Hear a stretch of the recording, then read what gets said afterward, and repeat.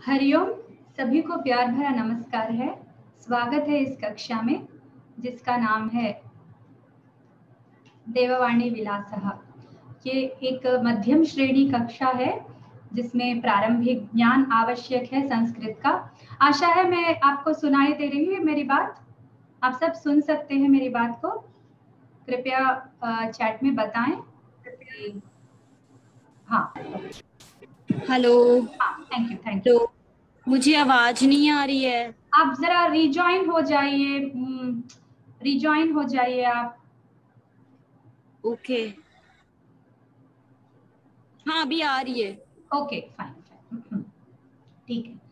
तो हाँ, तो ये इस पर प्रार्थना करके प्रारंभ करते हैं हम। यो ब्रह्माणं विदधाति पूर्वं यो वै वेदांश्च प्रणोति तस्मै तम् देवमात्मबुद्धिप्रकाशं मुमुक्षुर्वै शरणमहं प्रपद्ये।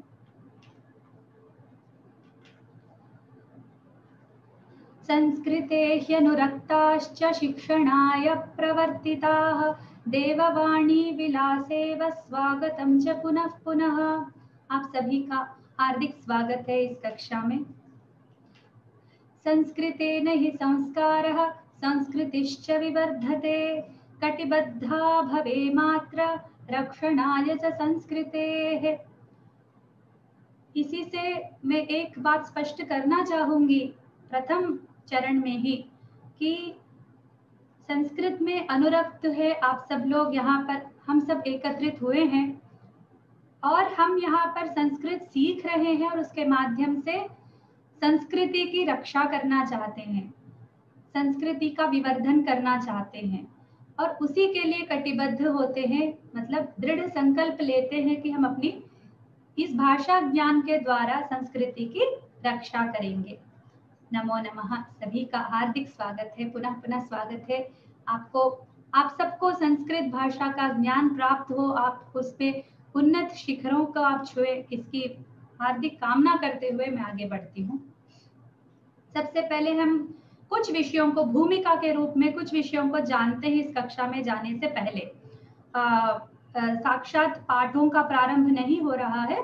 अभी कुछ संस्कृत से संबंधित कुछ विषयों का और भाषा सामान्य कुछ विषयों का हम लोग ज्ञान प्राप्त करके आगे बढ़ते हैं। सबसे पहले संस्कृत क्या है? किम नाम संस्कृतम। संस्कृतम का अर्थ क्या है? संस्कृतम एक भाषा का नाम है, ऐसा हम लोग समझते हैं, पर ऐसा है नहीं। वस्तुतः संस्कृत का कोई अपना नाम ही नहीं है। उसको हम देववाणी बोलते हैं, कभी कुछ और बोलते हैं, देवों की भाषा देवभाषा बोलते हैं, स्वर्ग में बोले जाती है ऐसा सोचते हैं, लेकिन उसकी कोई भाषा का कोई नाम ही नहीं है। संस्कृत भी वो है कि वो परिनिष्ठित रूप में पहुंच चुका है एक भाषा का, इसीलिए उसको संस्कृत भाषा बोलने लगे हैं। वो बहुत बाद में हुआ है, इससे पहले बस ये एक ही भाषा थी। ऐसे ही सब इसी से व्यवहार करते थे, इसीलिए इसका कोई अन्य नाम नहीं है। और देवभाषा का अर्थ क्या है ये समझते हैं। इनको हमने कहा, संस्कृत माता को हमने कहा कि आप देवभाषा है, देववाणी है। इसका वस्तुतः अर्थ क्या है? देवों के द्वारा बोली जाने वाली भाषा, या फिर हम देवों से बोल सके ऐसी भाषा। तो हम तपस्या करते हैं, देव आते हैं, तो हम किस भाषा में बात करेंगे? वैसे देवताओं से तो हमारा दैनंदिन कोई ताल्लुकात नहीं रहती है, तो हम सीख के क्या करेंगे, यही प्रश्न आएगा। पर संस्कृत ऐसी भाषा है, ये सब सही उसके अर्थ नहीं है कि संस्कृत देवताएं बोलते हैं, ये स्वर्ग में बोली जाने वाली भाषा है, ऐसा नहीं है। संस्कृत एक दिव्यत्व से भरी भाषा है।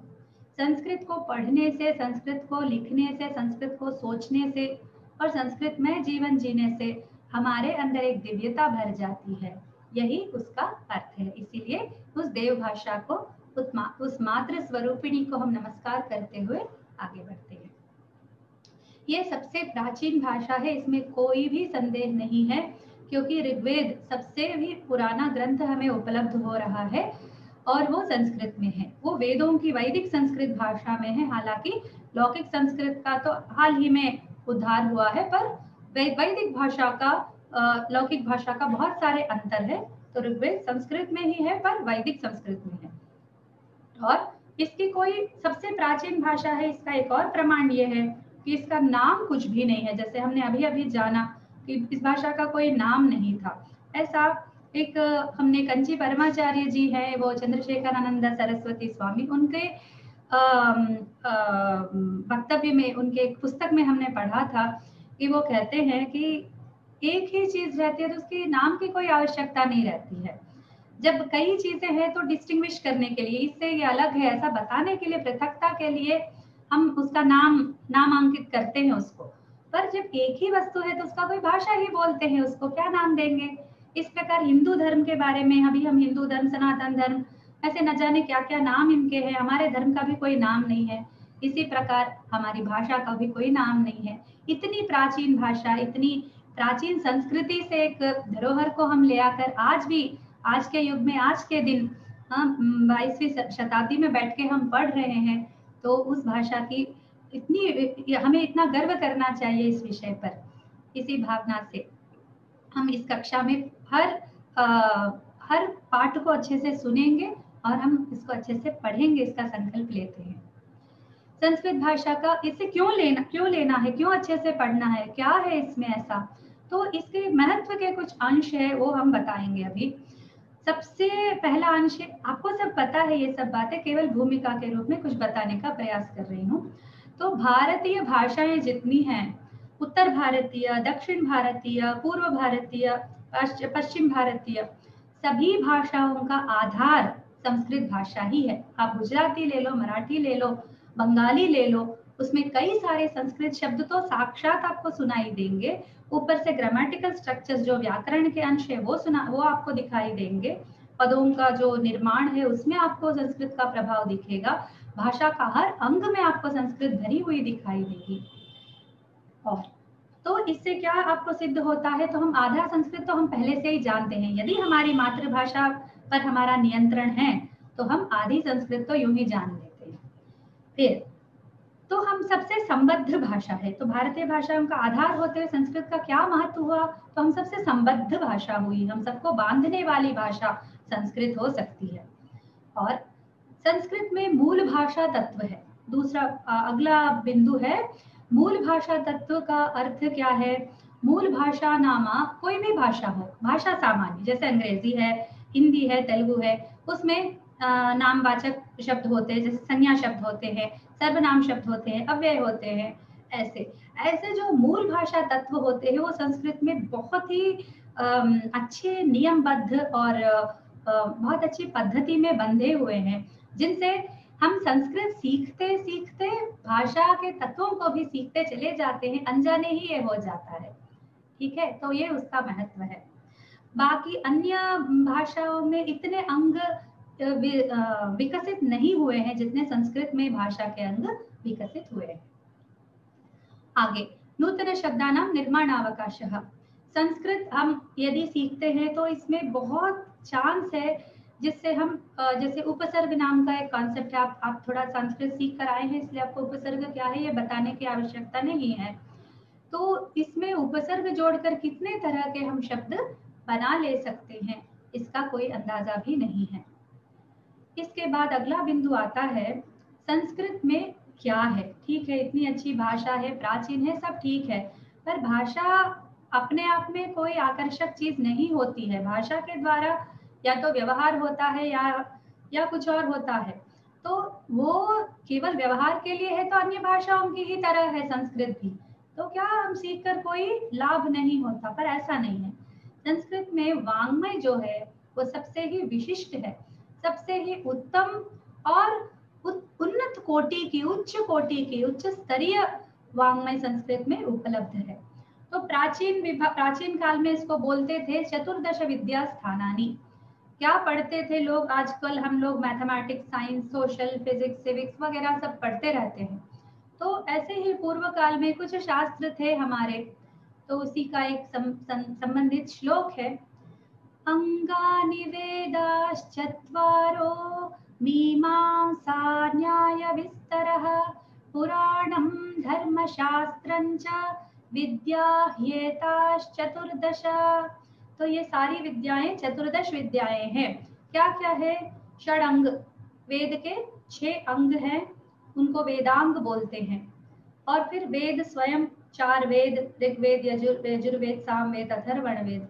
फिर मीमांसा शास्त्र, फिर न्याय विस्तरः नाम न्याय और तर्क, न्याय और वैशेषिक दोनों को मिला के न्याय विस्तरः। फिर पुराण, पुराण भी एक शास्त्र है अपने आप में, धर्म का बहुत सारा ज्ञान पुराण से मिलता है। फिर धर्मशास्त्र स्वयं, मनुस्मृति है, स्मृति ग्रंथ जितने भी है वो सब धर्मशास्त्र है। ये सब मिला के 14 विद्याएं हैं। और इसमें कुछ और भी मिलाए हैं, आयुर्वेद, धनुर्वेद, गांधर्व वेद। गांधर्व वेद नाम संगीत, हम कर्नाटक संगीत, हिंदुस्तानी संगीत बोलते हैं ना, वो गांधर्व वेद है। फिर अर्थशास्त्र, तो ये सबको भी मिलाया गया है उसमें। ये सब शिव महापुराण में और विष्णु पुराण में बताए गए हैं। तो इसी को आधुनिक रूप में क्या कहते हैं? आधुनिक विभाग इस तरह का है कि इसको वैदिक वाङ्मय, शास्त्र वाङ्मय, लौकिक वाङ्मय 2 ही करते हैं एक्चुअली विभाग, लेकिन उसमें शास्त्र अंतर्भूत नहीं हो रहा है, अतः हमने 3 विभाग अपनाए हैं। वैदिक वाङ्मय में वेद और वेदांग आते हैं, उपनिषद आदि आते हैं, ब्राह्मण, ग्रंथ, संहिता, सब संहिता, ब्राह्मण, आरण्यक, उपनिषद सारे आ जाते हैं। फिर शास्त्र वाङ्मय में पुराण और दर्शन, दर्शन 6 दर्शन है, जैसे अपने सांख्य, योग, मीमांसा, ये सब दर्शन होते हैं। और पुराण तो अष्टादश पुराण मुख्य पुराण है, वो सब भागवत आदि पुराण। फिर इतिहास भी इसी के अंतर्भूत आ सकते हैं, क्योंकि उसमें बहुत सारे शास्त्रीय विषय रहते हैं परंपरागत। फिर लौकिक वाङ्मय, लौकिक वाङ्मय में क्या होता है? काव्य, साहित्य, नाटक इत्यादि कालिदास आदि कवियों द्वारा रचित सारी वस्तु जाल होती है। फिर इस भाषा का वैशिष्ट्य क्या है? भाषा के अंतर्गत लक्षण, इसके जो स्ट्रक्चर रिलेटेड, वो उसके बारे में थोड़ी सी चर्चा करते हैं। आप सब जानते हैं संस्कृत में विभक्ति अलग से नहीं होती है ना? जैसे हिंदी में है, हम कहते हैं राम को बुलाओ, तो राम और को 2 अलग शब्द है ग्रामेटिकली, व्याकरण के दृष्टि से। परंतु संस्कृत में रामम बोलते हैं, तो इसका राम और अम प्रत्यय जो है वो द्वितीय विभक्ति का द्योतक है, तो हम रामा अम आह्वया ऐसा नहीं बोलते, रामम आह्वया बोलते हैं। रामा और अम अलग नहीं है, तो यही लक्षण है, संश्लिष्टता बोलते हैं जिसको। फिर एक ही शब्द के अर्थ बाहुल्य बहुत होता है संस्कृत में। एक शब्द के अनेक अर्थ के कारण कवियों ने इतने सुंदर सुंदर रचनाएं उन्होंने रच डाली हैं इस गुण के कारण। फिर पर्याय पद बाहुल्य, तो एकदम उल्टा है ऊपर वाले लक्षण का। ये पर्याय पद इतने सारे होते हैं एक ही शब्द का, जैसे कमल को ले लो, एक उदाहरण देती हूँ आपको। जल में विकसित होने वाला, जल में जात, ठीक है, जल में जो जन्म लेता है वो कमल है, ऐसा मान के चलते हैं, ऐसा एक रूढ़ी है पद्म के लिए, कमल के लिए। तो जल के अर्थ वाले जितने शब्द है उन सब के साथ ज जोड़ेंगे, जात अर्थ में, हाँ, जन्म लिया ऐसे अर्थ में जह, तो जल जह, पंकज, सॉरी जलजम, पंकजम, ठीक है। तो ज को ऐसे रख के जला, ये फिर वारिजम, और इस प्रकार के जितने जल के अर्थ है, नीरजम, ये सब कमल के भी अर्थ हुए। फिर हुआ मेघ, मेघ को हम लेते हैं तो मेघ वर्षा करता है, यानी पानी को वर्षाता है, तो वो पानी को देने वाला, ऐसा अर्थ मेघ का हो जाता है।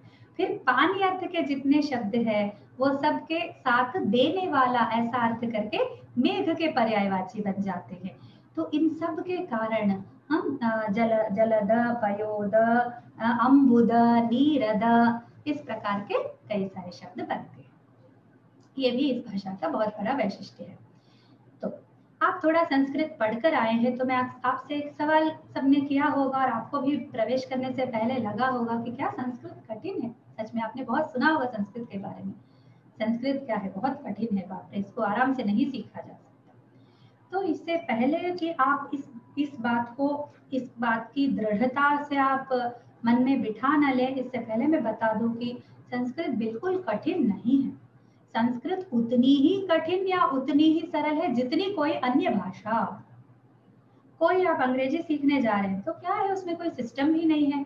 आपको एक शब्द भी अंग्रेजी नहीं आती है तो आप उसको सीखने में कितनी कठिनाई आपको लगती है। आप जर्मन सीखने बैठिए, उसमें भी लिंग है, पुल्लिंग, स्त्रीलिंग, नपुंसक लिंग है। आप जापानीज सीखने बैठिए, उसमें तो पूरे कांजीस रहते हैं। वो कांजी को एक चित्र की तरह, जैसे बालक चित्र निर्माण करता है, ऐसे चित्रों को याद करना पड़ता है। सारी चाइनीज, एटलीस्ट जापानीज में कम से कम थोड़े कांजी के खुले अक्षर है कम से कम, मतलब एक शब्द के लिए एक अक्षर। जैसे वो पेड़ लिखना है तो हम प ए ड लिखते हैं हिंदी में, ठीक है, और संस्कृत में व र क श वृक्ष लिखते हैं। चाइनीज में क्या होता है, चित्र बनाता है, ऊपर एक ऐसा, नीचे एक ऐसा, एक ऐसा, एक ऐसा, ऐसे ऐसे करके आपने चाइनीज अक्षर देखे होंगे। तो इस प्रकार के बनाते हैं। तो क्या वो आसान है? आपको वो सरल लगता है? रशियन सीखने का कोशिश कीजिए, उनके साउंड्स कितने अलग रहते हैं, कितने। तो संस्कृत सीखते समय भी हमें उतनी ही कठिनाई या उतनी ही सरलता होती है जितनी कोई अन्य भाषा। ये बहुत बड़ा झूठ है कि संस्कृत कठिन है।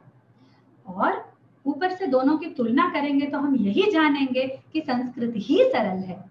अरे ये क्या कह रही हैं आप ऐसा सोचेंगे। तो हम उसका देखिए प्रमाण में बता देते हैं आपको। हम जैसे पहले हमने उद्घाटन में बताया कि हमारी भारतीय भाषाओं का आधार संस्कृत है। तो आप देखिए इसमें ४४ मतलब 40% शब्द को हम ऑलरेडी जानते हैं संस्कृत के, किसी न किसी व्यवहार। हिंदी में तो मैं कहती हूँ कि 70% संस्कृत शब्द है, क्योंकि कृदंतों को यथातथ हिंदी में उपयोग करते हैं। तो आप यदि हिंदी जानते हैं तो आपको संस्कृत तो ऑटोमेटिक आ जाएगी। उर्दू कम प्रयोग करके आप यदि शुद्ध हिंदी प्रयोग करते हैं ना, तो आपको संस्कृत ऑलरेडी 70% आती है प्रतिशत। फिर विशिष्टा पद्धति ही संस्कृत में एक अच्छी पद्धति है सीखने की, एक स्टेप वाइज प्रोसेस है, एक जो भाषा सीखने में हमारी सहायक होती है। फिर अध्ययन क्रम है, इसको अच्छे से सीखने का एक सोपान है, वो अच्छे से बनाया जा सकता है इसमें।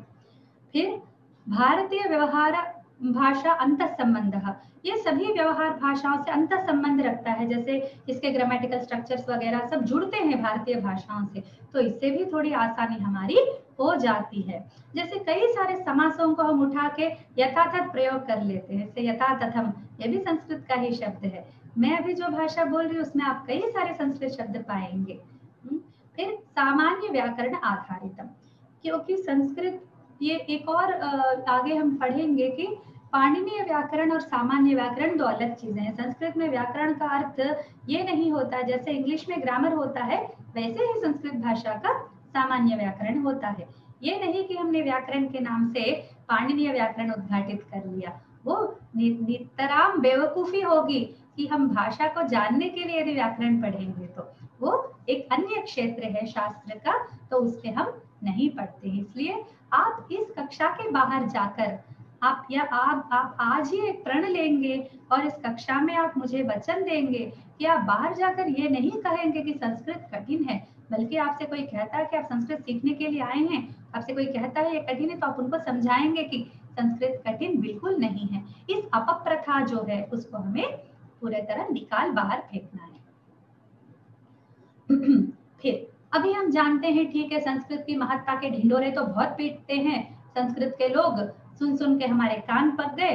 अब इसके लाभ तो बताइए, पढ़कर हमें क्या मिलेगा, क्योंकि व्यवहार की भाषा तो है नहीं संस्कृत, फिर हम क्यों पढ़ रहे हैं। इस प्रकार का प्रश्न हर संस्कृत अध्येता को इसके समाधान देने पड़ते हैं। तो इसके समाधान ये है कि मैं बहुत ही मुख्य बिंदुएं आपको बता रही हूँ, जिनसे आप ऑलरेडी आपको पता है, तो उसी का एक नियमबद्ध रूप से मैं आपको बता रही हूँ, प्रस्तुत कर रही हूँ, बस उतना ही। मेधा का अभिवृद्धि होती है संस्कृत का। जेम्स हार्ट्जल ने एक प्रयोग किया था, ठीक है। उस प्रयोग से पहले यदि हम लोग सोचते हैं तो शायद वो एक जैसे हवा की बात हुई होगी। मेधाभिवृद्धि संस्कृत से होती है, तो सब लोग कहते होंगे हाँ ये बहुत बड़ी, इट्स अ वेरी हाइड्रॉन, ये करके बोलते हैं कि ये बहुत बड़ा आकाशधर्मी है, लेकिन अभी ऐसा नहीं है। जेम्स हर्ट्जल ने ये सिद्ध किया है, उन्होंने एक अच्छा एक्सपेरिमेंट किया है जिसको उन्होंने द संस्कृत इफेक्ट का नाम दिया है। और उन्होंने ये जाना कि उन्होंने कुछ वैदिक 20 या कुछ 40 कुछ वैदिक स्कॉलर्स को उन्होंने लिया, उसी एज के उन्होंने कुछ IIT एस्ट्रोफिजिक्स शायद, तो उसके अध्येताओं को उन्होंने लिया, 20 वो लोग और 20 ये लोग, इनकी मेधा का और उनकी मेधा का उन्होंने पूरा बिठा के रिसर्च करवाया, पूरा चेक करवाया। तो हम उन्होंने पाया कि वैदिक का उच्चारण निरंतर करने वाले जो वेदाध्यायी लोग हैं, वो पंडित लोग हैं, उन लोगों की मेधा में ग्रे मैटर अधिक पाई गई है। तो इसके बारे में आपने व्हाट्सएप में भी पढ़ा होगा, तो मैं अधिक इसके बारे में नहीं समझाऊंगी। तो मेधोवी वृद्धि भी अच्छी तरह होती है। फिर स्मरण शक्ति विकास, ये हमारा दैनंदिन अनुभव है कि हमारे दादाजी, हम दादी, दादी माँ, पिताजी सब लोग क्या करते थे, दिन में रात को निद्रा नहीं आती, थोड़ी देर बाद आती है निद्रा, तो उससे पहले जैसे ही वो लोग सोने को उपक्रांत होते हैं तो तभी वो लोग शुरू हो जाते थे, सारे श्लोक एक बार ऐसे याद कर करके सो जाते थे। फिर मैंने एक वेदाध्यायी पंडित जी को देखा, बहुत बड़े 80 साल के, 80 वर्ष के हैं वो। उस आयु में वो 4 बजे उठकर गृह के बाहर आके बैठते थे और पूरा अच्छे से नहा धो के पूरा उनका जो भी वेद शाखा उनका अध्ययन का रहा, वो पूरा बैठ के एक बार उसका पाठ करते हैं। तो नित्य ऐसे पाठ करने से उनका 80 साल में भी वो एक मंत्र भी इधर से उधर नहीं करते। मंत्र तो छोड़िए, स्वर कितना सूक्ष्म होता है, एक स्वर भी इधर से उधर नहीं होता है। तो वो 80 साल में भी उनको अल्जीमर्स नहीं होती है। संस्कृत पढ़ने वाले को कभी अल्जीमर्स नहीं होगी, ये दावा है, क्योंकि संस्कृत में ऐसी शक्ति है। संस्कृत को जो बोलते हैं, उसके जो शब्द है, ये जो अपना जीव रहता है वो मुख के हर अंग को स्पर्श करता है संस्कृत कहते समय। आप इंग्लिश बोलेंगे मुंह पूरा नहीं खुलेगा, और आई डूइंग, इस प्रकार कुछ तो बोलेंगे तो पूरा हमारा जो अंग है उसको टच नहीं करते, सारे शब्द विकसित नहीं है अंग्रेजी में। और वो लोग भाषा को बोलते बोलते वो लोग हमारी भाषा को ठीक से नहीं बोल पाते हैं, हमारे नाम ठीक से वो लोग उच्चारण नहीं कर पाते हैं। क्यों? पर हम उनका अच्छे से बोल पाते हैं, ऐसा क्यों? आप सोच के देखिए। तो उसका यही एक कारण है कि हमारा जो जीव है और वो मंत्र की शक्ति रहता है, जहां पर वो जाके टच करता है वो अपना ब्रेन से संबंध रखता है, वो अपना दिमाग में एक एक नस से वो जुड़ा हुआ रहता है और उसको एक्टिवेट करके रखता है। बार बार जब भी हम उसका उच्चारण करते हैं तो वो जीभ से लगकर अंदर से जो कॉन्टैक्ट रहते हैं अपने मुख में, तो मुखम प्रधानम है ना सभी अंगों में, तो वो एक तरह से ये भी प्रधान है, नयनम प्रधानम है, पर ये इसलिए भाषा से संबंधित है कि यहाँ से इसका संबंध रहता है। इसलिए संस्कृत को आप कम अंदाज कभी ना करिएगा। फिर ये संस्कृत पढ़ के केवल संस्कृत का ही ज्ञानवर्धन नहीं होता है, अन्य भाषा, अन्य विषयों का भी अवबोध में हमको आसानी होती है। जैसे हमने गणित पढ़ा, हमने कोई साइंस पढ़ा, कोई और सोशल भी पढ़ा, तो हमको उसमें भी सहायता मिलती है, क्योंकि जो विकसित मेधा है वो एक ही चीज को नहीं करेगी, अन्य सभी चीजों में मल्टी फेसेटेड भी वो दिमाग कर पाता है। फिर संस्कृत में कृत, तद्धित, समास, एकशेष, सनादि धातु, सनाद्यंता, ये सब वृत्तियां हैं, ठीक है। तो इन वृत्तियों के माध्यम से, जैसे समास है, आप इन सबको तो नहीं जानते, पर समास है, समास तो आप अच्छी तरह जानते हैं, है ना। जैसे पीताम्बरः, पीतम अंबरम यस्य सः, एक्चुअली वो एक वाक्य है पीताम्बरः, जिसने पीता अंबर का धारण किया है, उसके बारे में हम बोल रहे हैं, पीताम्बरधारी, ठीक है। तो उससे हमने क्या, एक लंबे से भावना को छोटे एक ही शब्द में हमने उसको बोल दिया है। तो संस्कृत में हमको संक्षेप से बोलना आ जाता है, जिसके कारण हमारी अभिव्यक्ति में और हम बहुत ही उच्च कोटि के, क्या कहते हैं, एक मेधा संपन्न और अकलमंद बोलते हैं ना, होशियार बोलते हैं ना, तो उस टाइप के हम हो जाते हैं। अन्य भाषाओं पर भी इसका प्रभाव पड़ता है, ये मेरे जीवन का साक्षात अनुभव है। आगे फिर समस्त पदों से वाक्यों को भी पद के रूप में बोलने से बहुत सहायता होती है। कृदंत भी ऐसे ही है, ठीक है। ठीक है, जैसे फिर अन्य है बृहत विषय से सूत्र निबंधन। संस्कृत में बहुत सारा सूत्र साहित्य है, अन्य भाषाओं में भी इसको, इंग्लिश में एक अफोरिज्म शब्द है, तो अफोरिज्म्स कई सारे भाषाओं में आपको मिलेंगे, लेकिन जितने संक्षेप में, जितना कम मतलब कम स्थान में अधिक इंफॉर्मेशन को रैप करके रखने का जो एक सुविधा है, वो संस्कृत में अधिक है।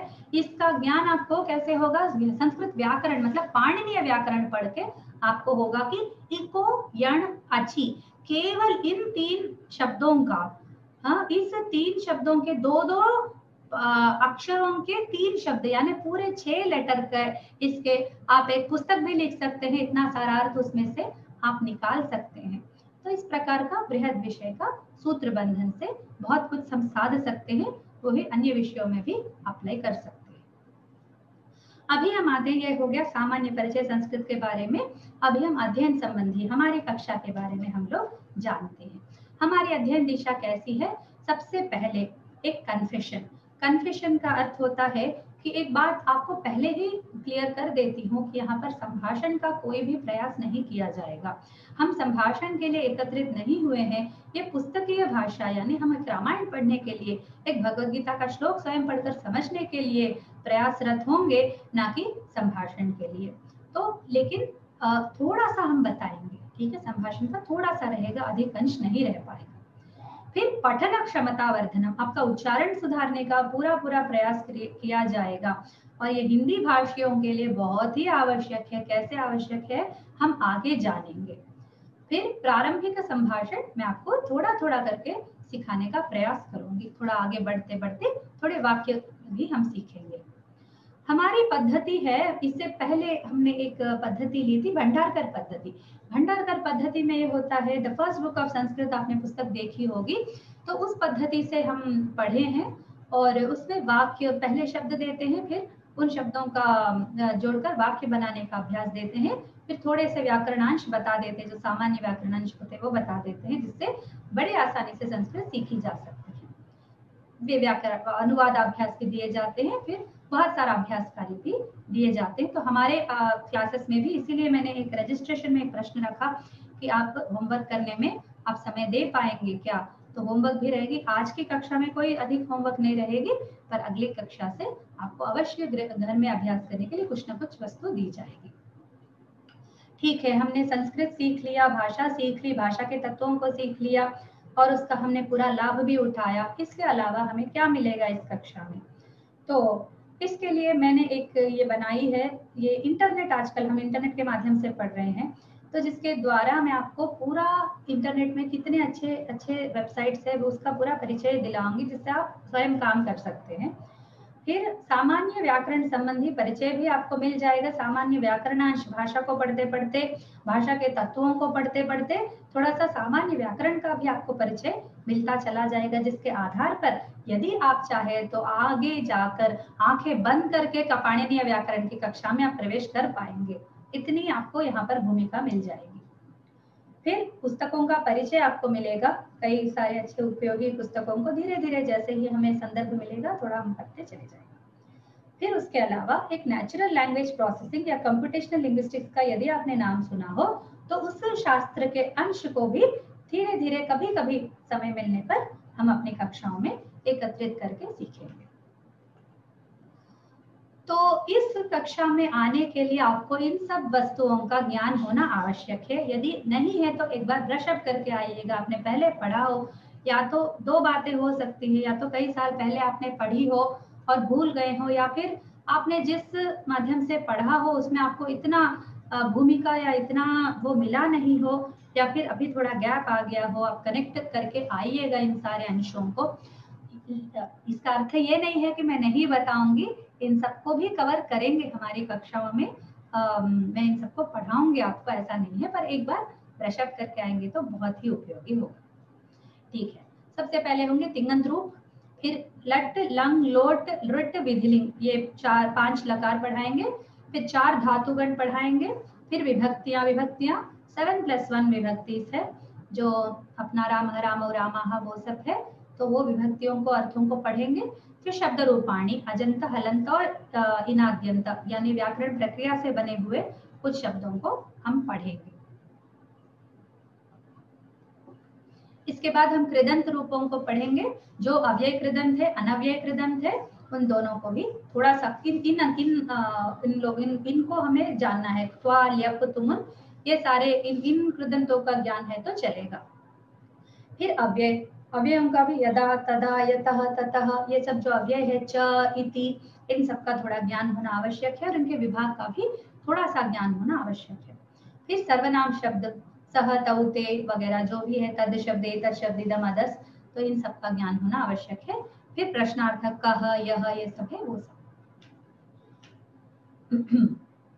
एक बार पुनरावलोकन हम करके ही आगे बढ़ेंगे, मतलब कक्षाओं में, अभी नहीं, अभी तो केवल ये बताया जा रहा है कि इन अंशों को हम करेंगे, ठीक है। तो वो है पदों का विभाग, जो नाम पद, क्रियापद, सर्वनाम पद, अव्यय पद। तो ये 4 तरह के शब्द होते हैं। फिर नाम पद का होता है प्रातिपदिक और विभक्ति प्रत्यय। प्रातिपदिक यानी नॉमिनल बेस जिसे कहते हैं, संज्ञा का जो मूल है, तो संज्ञा मूलम बोल सकते हैं। आपने हिंदी व्याकरण पढ़ी हो तो संज्ञा शब्द को आप जानते हैं कि वो एक नामकरण करने वाला, जिसके कोई भी वस्तु का नाम, वो नाम पद होता है। उसको संस्कृत में शब्द बोलते हैं। तो शब्द ध्वनि को भी बोलते हैं इसलिए, या फिर सामान्य शब्द को भी बोलते हैं, इसलिए हम नाम पद का ही प्रयोग करेंगे। नाम पद से बहुत क्लियर हो जाता है कि हम नाउन की बात कर रहे हैं। नाउन से भी थोड़ा विशिष्ट है संस्कृत का नाम पद, पर हम उससे व्यवहार करेंगे। तो जब नाम पद 2 चीजों से घटित होता है, इसके घटक 2 होते हैं। एक होता है मूल प्रातिपदिक और एक होता है जो प्रत्यय जुड़ता है, उसका नाम है विभक्ति प्रत्यय।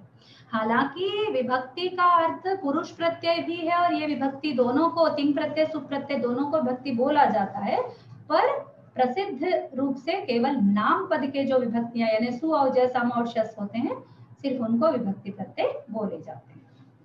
फिर नाम पद में 5 अंश होते हैं। एक तो प्रातिपदिक और उसका अर्थ। एक प्रातिपदिक होता है, यानी एक है चित्र, टाटा, पुस्तका, ऐसा कोई भी प्रातिपदिक है तो उसका एक अर्थ होता है। तो चित्रा का अर्थ है पिक्चर, और ऐसे ही इसी प्रकार उसका एक अर्थ होता है।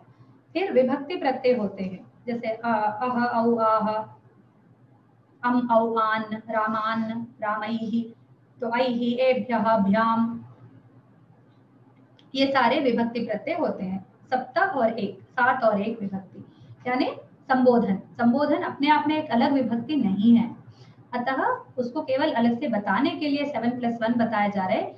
8 विभक्तियां नहीं होती है, पाणिनि ने स्वयं नहीं बताए हैं 8, इसलिए आप 8 विभक्ति कभी नहीं कहेंगे। फिर लिंग होते हैं 3, पुल्लिंग, स्त्रीलिंग, क्लीब यानी नपुंसकलिंग, क्लीब। फिर अक्षरांतता, अजंत, हलंत, अक्षर के अंत में क्या लिखा है संस्कृत में, उसी से शब्द बनते हैं। हिंदी में तो उसका कोई प्रभाव नहीं पड़ता है, अक्षर का क्या अंत है उसके हिसाब से राम को, हरि को, गुरु को सब एक ही बोलते हैं। लेकिन संस्कृत में रामम, हरिम, गुरुम, ऊ है तो उम आता है, ई है तो इम आता है, इस प्रकार वो उसके द्वितीय विभक्ति के बनते हैं, ठीक है। तो इसलिए अक्षरांतता का समझाना, हिंदी में समझाना थोड़ा कठिन है, पर वो अक्षर जैसे रामा के अंत में अ है, हरि के अंत में ई है, मरुत के अंत में त है, वाक शब्द है तो उसका बेसिस है वाच, और वो चकारांत शब्द है तो और वो स्त्रीलिंग है। इसी प्रकार अक्षरांतता बहुत मायने रखती है संस्कृत में, उसी हिसाब से सारे शब्द रूप चलते हैं। फिर वचन होते हैं 3, एक, द्वि, बहुवचन। फिर क्रियापद पर आते हैं, पहले नाम पद हो गया, अभी क्रियापद पर आते हैं। वो इसमें भी 5 अंश होते हैं। एक तो धातु गण होता है, जैसे भ्वादि गण आपने सुना होगा, भ्वादि, अदादि, जुहोत्यादि, दिवादि, स्वादि, तुदादि, रुधादि, तनादि, क्रयादि, चुरादि, ठीक है। तो ये सारे 10 गण है, उनको विकरण प्रत्यय भी कहते हैं, ठीक है। तो ये धातु गण, धातुओं, क्रियापदों को धातुगण बहुत मुख्य है, क्योंकि उसका क्या प्रत्यय लगने वाला है, उसका क्या क्रियापद निष्पन्न होने वाला है, ये केवल इस बात से निर्भर करता है कि वो किस गण को बिलोंग करता है, ठीक है। तिंगंतों, जहां तक तिंगंतों का सवाल है सिर्फ वहां तक, ठीक है। फिर धातु होता है, उसका अर्थ होता है, धातु यानी उसका मूल, क्रियापद का मूल। जैसे वह खाना खाता है तो खाता है, तो खाना, तो जो खाना है वो एक धातु है, टू ईट, ठीक है। जाना, सोना, पढ़ना, उठना, बदलना, तो ये जो ना करके हम हिंदी में बोलते हैं, उसी को संस्कृत में धातु बोलते हैं। और संस्कृत के धातु बहुत विशिष्ट होते हैं, कई तरह के होते हैं, उनका परिचय हम आगे आगे लेते धीरे धीरे जाएंगे। फिर पुरुष प्रत्यय होते हैं संस्कृत में 3 होते हैं, वो संस्कृत में भी हो कहीं भी हो 3 ही होते हैं, ठीक है। तो प्रथम होता है ही शी इट वह, ठीक है। मध्यम होता है तुम और आप, उत्तम होता है मैं और हम, ठीक है। तो ये हुआ। और उन्हीं के 3 वचन भी होते हैं, एक द्विबहु, जैसे हिंदी में होता है मैं और हम, बस 2, लेकिन संस्कृत में मैं, हम 2, हम, ऐसे एक के बाद एक वचन के बाद द्विवचन, फिर द्विवचन से अधिक बहुवचन। तो अगर बहुवचन है तो उसमें कम से कम 3 वस्तु होते हैं संस्कृत में। तो इस बात से आपको पूरी तरह वाकिफ है, मुझे पता है, ये सब आप पढ़ के ही आए हैं। फिर कालों में होते हैं लड़ादे, लट लकार, लिट, लुट, लोट इत्यादि जो भी है लड़ादय है वो 10 लकार काल के अंतर्गत आते हैं। जैसे वर्तमान को बोलते हैं लट लकार, भूतकाल को बोलते हैं लंग लकार, तो आपको ये लकार अवश्य पता होंगे, ठीक है। फिर आते हैं कृदंत, कृदंत होते हैं अव्यय और अनव्यय, जैसे क्त्वा, क्त्वा को गम लगा तो गत्वा हुआ, तो जाकर ऐसा अर्थ हुआ, तो एक अव्यय बन गया ये। और हमने क्ता प्रत्यय लिया, से क्त्वा लिया तो अव्यय बन गया, तो हमने क्ता प्रत्यय लिया तो गतः, गता, गतम, ऐसे 3 लिंगों में अलग अलग बने तो अनव्यय हुआ, ठीक है। इससे शब्द रूप बन रहे हैं तो वो अलग हुआ, इस प्रकार। अभी हम पहुंचते हैं उस अंश पर जिसके ये क्लास का आवश्यक अंग नहीं है, इसके अलावा भी क्लास चल सकती है, अगर ये नहीं भी बताऊंगी तो भी कक्षा आगे बढ़ सकती है। पर मैं चाहती हूँ कि आप सब देववाणी के स्टूडेंट्स को ये बातें अच्छी तरह पता हो जाए, और आपने भी बहुत चिंतन किया होगा। मैंने कुछ लोगों से पूछकर कुछ समाधानों को जाना, कुछ पढ़कर जाना और कुछ स्वयं के अनुभव से जाना, वही मैं आपसे साझा कर रही हूँ। संस्कृत एक मृत भाषा है, ये एक बहुत बड़ा अपवाद है, बहुत बड़ा अपवचन है, क्योंकि संस्कृत आज भी हम पढ़ रहे हैं, बोल रहे हैं, और संस्कृत बोलने के तुरंत बाद हम संस्कृत में वार्तालाप करने में भी सक्षम हो रहे हैं। और युगों से पुराना, जैसे त्रेता युग का पुस्तक है रामायण, हम आज भी उतनी ही चाव से हम उसको पढ़ रहे हैं, हम तक पहुंच गई है किताब, और उस संस्कृत में और आज हमारे बोलने के संस्कृत में कोई भी अंतर भी नहीं है। बहुत प्यारा हमारा एक इतना बड़ा एक लंबा सिलसिला चलता आ रहा है, कहीं पर भी अविच्छिन्न नहीं हुआ है, तो फिर हम कैसे कह सकते हैं कि संस्कृत भाषा मृत है? वो हमारे अंदर आज भी जीवित है, हम नए शब्दों को बना पा रहे हैं, संस्कृत को प्रयोग कर पा रहे हैं, तो संस्कृत कदापि मृत भाषा नहीं है। फिर संस्कृत व्यवहार भाषा कभी भी नहीं था, है ही नहीं, संस्कृत कभी व्यवहार भाषा होने की इसमें कोई भी क्षमता नहीं है। ऐसा बोलने वाले का मुंह बंद करेंगे, थोड़ा पाणिनि भी करेंगे, थोड़ा हमारा व्यवहार भी करेगा। जैसे हम अपनी भाषा में जितने वाक्यांश बोलते हैं वो बहुत सारे वाक्यांश संस्कृत में स्वयं है। अभी एक तरह से कहेंगे तो संस्कृत से लिए हुए हमारे भाषा के अंदर जो संस्कृत का एलिमेंट्स है, जो लिए हुए अंश है पूरे, तो वही हमारा संस्कृत के ज्ञान में हमको सहायता कर रहे हैं, ठीक है। तो हमारी व्यवहार भाषा में जैसे हम तेलुगु बोलते हैं, आप हिंदी बोलते हैं, कोई बंगाली बोलते हैं, कोई गुजराती बोलते हैं, उसमें से आप संस्कृत के सारे अंशों को एकत्रित करेंगे तो आपकी भाषा ऑटोमेटिक बन जाएगी। तो आप किस प्रकार कहेंगे संस्कृत व्यवहार भाषा नहीं है, ठीक है। पाणिनीय व्याकरण में बहुत सारे, और फिर संस्कृत संभाषमाणा भाषा नासीत, व्यवहार लोग एक दूसरे से व्यवहार करें, फिर संभाषण करें एक दूसरे से, ऐसी भाषा नहीं थी, ऐसा बोलते हैं, पर ऐसा नहीं है। क्योंकि पाणिनीय व्याकरण में हम देखते हैं कि प्रयोग के आधारित, जैसे महाभाष्य में शवती का प्रयोग आता है, हममति, कुछ भी ऐसे कुछ धातुओं का वो प्रस्ताव करते हैं, जो बोलते हैं कि फलाना प्रदेश में वो इस भाषा को बोलते थे, और वहां पर गच्छति के अर्थ को शवती बोलते हैं वो लोग, ऐसा बोलते। तो क्यों बोलेंगे वो महाभाष्य में, पतंजलि ऐसा क्यों बोलेंगे? तो इसी ऐसे हजारों आधार है, एक नहीं दो नहीं, हजारों आधार है, जिससे हमें संस्कृत व्यवहार भाषा और संभाषमाण भाषा होने का प्रमाण मिलते हैं। फिर संस्कृत केवल रटन भाषा है, केवल इसको रटा जाता है, क्योंकि आजकल इंटर कॉलेजेस में और फिर 10+2 में, +2 लेवल्स में और फिर डिग्री में बच्चों को केवल रटाया जाता है कि भाई ये तुम पूरा राम रामा रट लो, जाके एग्जाम में लिखो। तो बच्चे को यही लगने लगता है कि क्या ये रटन भाषा है, केवल रामा ही संस्कृत है क्या? हम रट रट के परेशान हो जाएंगे, तीतः हंति गच्छति गच्छता गच्छन्ति, कितना हम पढ़ेंगे, बस यही है संस्कृत।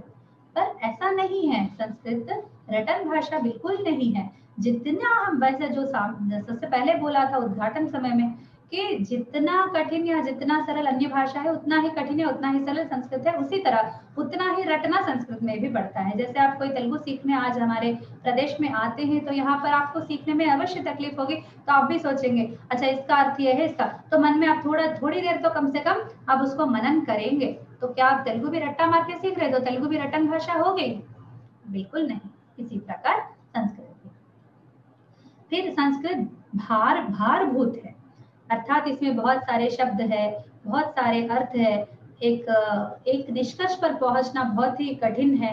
तो इसको ये एक नेगेटिव फैक्टर है, ऐसा लोग सोचते हैं, लेकिन ऐसा नहीं है। वो संस्कृत की समृद्धि है। संस्कृत बहुत समृद्ध भाषा है, ठीक है। पर्याय पद इसमें बहुत सारे हैं। It's very rich language, is a very rich language.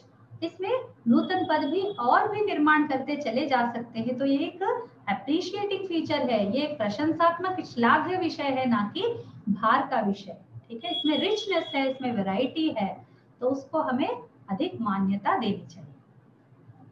फिर भाषा विकास के लिए काव्यों को पढ़ना चाहिए। ये भी आपने सुना होगा कि आपको लोग सीधा कालिदास का पुस्तक एक लाकर हाथ में रखेंगे। आप प्रारंभिक संस्कृत शिविर में जाकर एक ही दिन पहले दिन लौटे हैं और लोग आपको कालिदास का पकड़ा देते हैं कि इसको पढ़ो, तुम्हारी भाषा का बड़ा विकास होगा।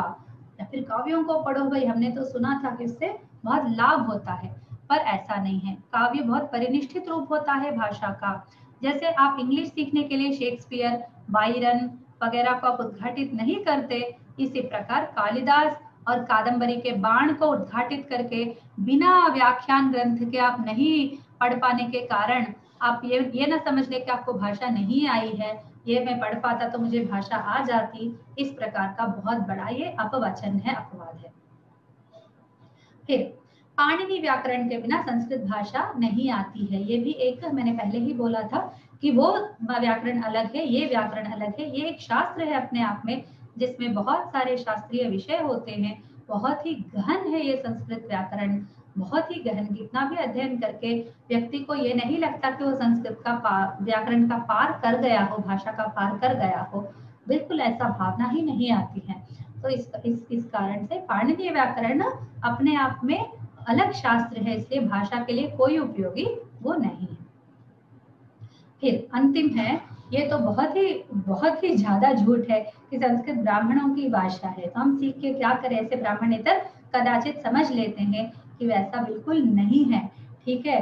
द ब्यूटीफुल ट्री आप उद्घाटित करके देखेंगे तो उसमें आपको पता चलेगा कि अन्य वर्णों के लोग भी कैसे पढ़ते हैं। वहां तक क्यों जाना, आप कोई कालिदास के काव्य भी पढ़ेंगे तो उसमें भी कुछ विश्लेषणों से पता चलता है कि हर कवि ने अपने टाइम के समाज के बारे में थोड़ा तो उन्होंने जानकारी दी है।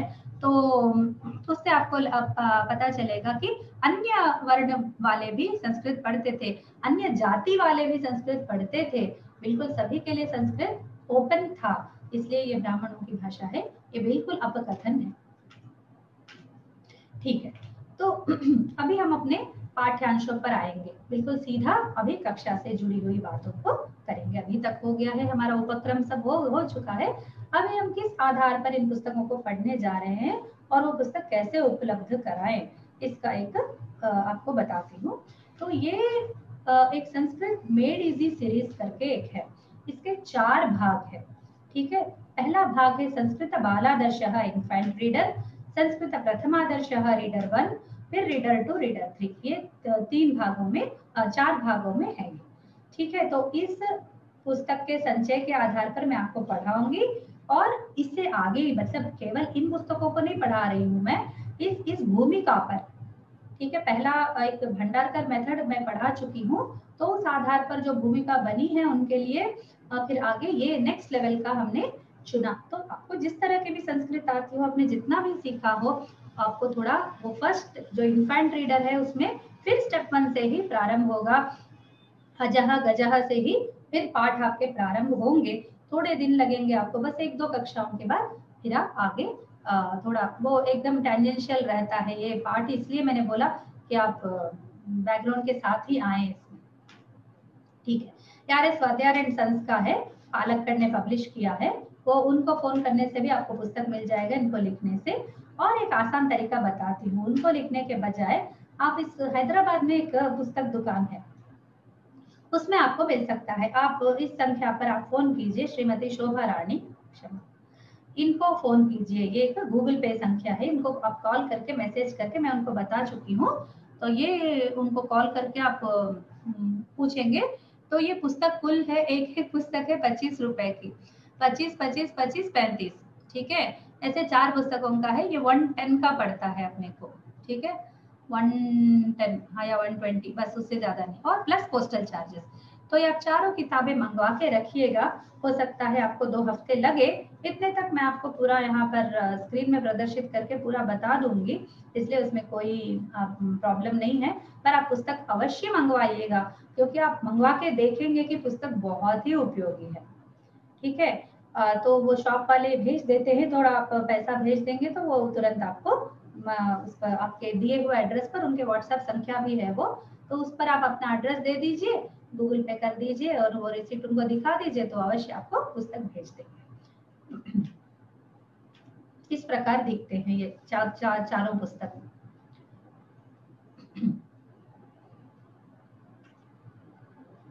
यहाँ तक हमारा एक जो प्रारंभिक अंश है वो पूर्ण हो जाते हैं। फिर अभी आधा घंटा हमारे पास बचा है, हम एक काम करेंगे, आज का पाठ हम लोग प्रारंभ करेंगे, पार्ट 1। तो ये हमारे ब्लॉग्स हैं, मेरे सारे विषय मैंने व्हाट्सएप में एक उसको, हमारे एक आचार्य जी हैं, उन्होंने बोला था कि जब व्हाट्सएप नया नया आया था कि कंप्यूटर वेबसाइट बनाने से अच्छा है आप व्हाट्सएप पर काम करो, कि थोड़ा आप कुछ भी लेख भेजेंगे तो लोगों के हाथ में चलवानी रहती है, तो आराम से उसको पढ़ेंगे। तो संस्कृत का प्रचार के लिए व्हाट्सएप पर अधिक स्कोप है, उन्होंने बोला था। तो मैं इन बातों से बहुत मैं प्रेरित हुई और मैंने काम आरंभ किया। फिर एक संस्कृत भाई थे मेरे, वो बच्चे ने कहा कि दीदी आप इतना लिख रही हो, इसको सब एकत्रित करके तो रखो, नहीं तो व्हाट्सएप में पूरा निकल जाता है। मैंने कहा मेरे पास फाइल्स हैं, मेरे फाइल्स। तो उसने कहा नहीं, आप इसको सब ब्लॉग में रखो ताकि लोगों को वो उपलब्ध हो। तो सच में मुझे रखने के बाद बहुत अच्छा लगा, और लोगों ने भी बताया कि ये ब्लॉग्स बहुत उपयोगी हैं। तो अभी एक बार उसमें सभी है, मेरे सारे लेखों को मैं उसमें डालती हूँ, साधारण लेख है, संस्कृत के लेख हैं, कुछ उपयोगी सामग्री है, और कुछ इंटरेस्टिंग हॉबीज के लिए मैंने लिखे हुए हैं, वो सब उसमें है। तो कभी भी समय हो एक बार इसको देख सकते हैं। ये पाठ के अंत में मैं आपको ये पोस्ट कर मेल कर दूंगी, इस पीपीटी को पीडीएफ बना के आपके साथ शेयर करूंगी, तो you can have these links with you. तो अभी कोई प्रॉब्लम नहीं है, मैं आपको मेल पर पहुंच जाएगा। आप जो भी है अपना मेल चेक करते रहिएगा 1-2 दिन बाद। जैसे आज ही मैं करने का प्रयास करूंगी, लेकिन संडे सैटरडे बहुत सारे क्लासेस रहते हैं, इसलिए हो सकता है मैं मंडे से पहले इसको करने का प्रयास करूं या मंडे तक करने का प्रयास करूं। तो आप अपना मेल थोड़ा चेक करते रहिएगा। और वैसे भी हमारे मेल मोबाइल से जुड़ा हुआ ही रहता है, तो आपको अलर्ट आ जाएगा। फिर क्लास के विषय में जो भी विषय है आपको मेल से सूचित किया जाएगा, तो मेल से ही हमारे संबंध होते हैं। और यदि आप सब इंटरेस्टेड हैं और कम्युनिकेशन आसानी के लिए आप कुछ व्हाट्सएप को अपना माध्यम बनाना चाहते हैं, तो मैं उसके विरुद्ध नहीं हूँ बिल्कुल। तो आप अपनी संख्याएं, मैं अपनी संख्या देती हूँ, या फिर मैं एक व्हाट्सएप ग्रुप बनाकर उस चैट लिंक को आपको मेल पर प्रेषित करती हूँ, तो आप स्वयं उससे आप जुड़ सकते हैं उस व्हाट्सएप ग्रुप में। तो ऐसा भी हो सकता है कि आपस में थोड़ा समाचार विनिमय के लिए हमें आसानी हो, कि कक्षा शुरू हो रही है, कभी कोई भूल जाता है, कभी किसी को लिंक काम नहीं करता है, तो हम उसकी सहायता तुरंत कर सकते हैं।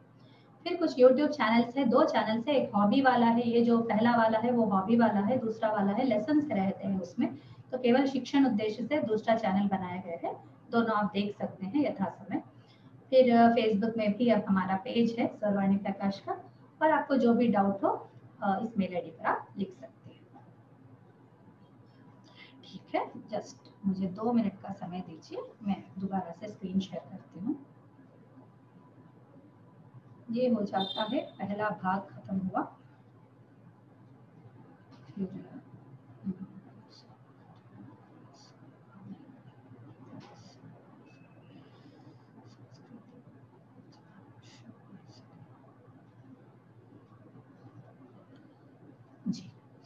तो ये संस्कृत बालादर्श को ही बालादर्श यानी इन्फेंट रीडर को ही मैंने पूरा टाइप करके उसका हिंदी अनुवाद बना के रखा है, जिसी को मैं आपका पूरा अनुवाद संपन्न हो चुका है। तो ये एक्चुअली इसको हम पब्लिश नहीं कर सकते, पब्लिश नहीं करना चाहिए, इसीलिए मैं ये कह रही हूँ कि मैं इस आधार पर आपको पढ़ा रही हूँ बस, ठीक है। ये प्राइवेट पार्ट है और ये केवल मैं उन आदर्श के पुस्तकों को आपको नहीं पढ़ा रही हूँ, उसके माध्यम से आपको संस्कृत पढ़ा रही हूँ, इसलिए हमारी भी सामग्री रहेगी और कई सारे चिंतन विषय रहेंगे, चर्चाएं भी रहेंगी और क्लास इंटरैक्टिव रहा करेगा, ठीक है। तो आप इस विषय में बिल्कुल चिंतित ना होइए। आशा है दिख रही है word document. I hope you all can see the word document. ये प्रथम पार्ट है, ओके। तो इसका प्रणाली कैसा रहता है, अभी आपके हाथ में पुस्तक नहीं है इसलिए मैं आपको पढ़ने को नहीं कहूंगी, वरना जब पुस्तक आ जाएंगे तो सब लोग क्लास में पार्टिसिपेट करेंगे, okay. So will all will participate, okay. तो सबसे इसमें लेसन पहले रहता है, उसके बाद शब्दार्थ रहते हैं। तो मैंने क्या किया, पहले शब्दार्थ रख दिए ताकि आपको पदों का परिचय हो जाए, ठीक है। उसके बाद लेसन रखा है, ठीक है। तो आपको पुस्तक में तो आपको पहले लेसन दिखेगा, उसके बाद शब्दार्थ ग्लोसरी दिखेगा। तो हमने ग्लोसरी पहले कर लिया है और पुस्तक में ग्लोसरी इंग्लिश में रहती है और ये हम हिंदी के माध्यम से कक्षा पढ़ रहे हैं।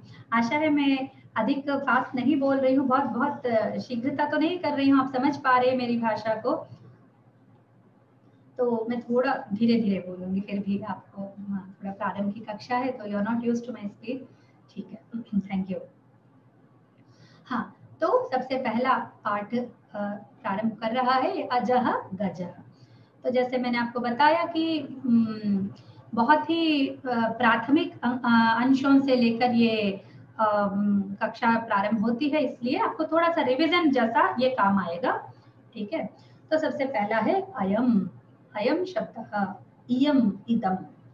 तो ये आप जानते हैं जिस प्रकार की है, इदम का ही, इदम प्रातिपदिक है इसका और उसी का स्त्रीलिंग, पुल्लिंग, नपुंसकलिंग 3 रूप होते हैं। ये एक सर्वनाम शब्द है जिसका अर्थ है यह, जो बहुत पास में है, सन्निकर्षे भवेदायम। इदम, इदम शब्द सन्निकर्ष में, बहुत पास में जो है उसके लिए बोलते हैं, ठीक है।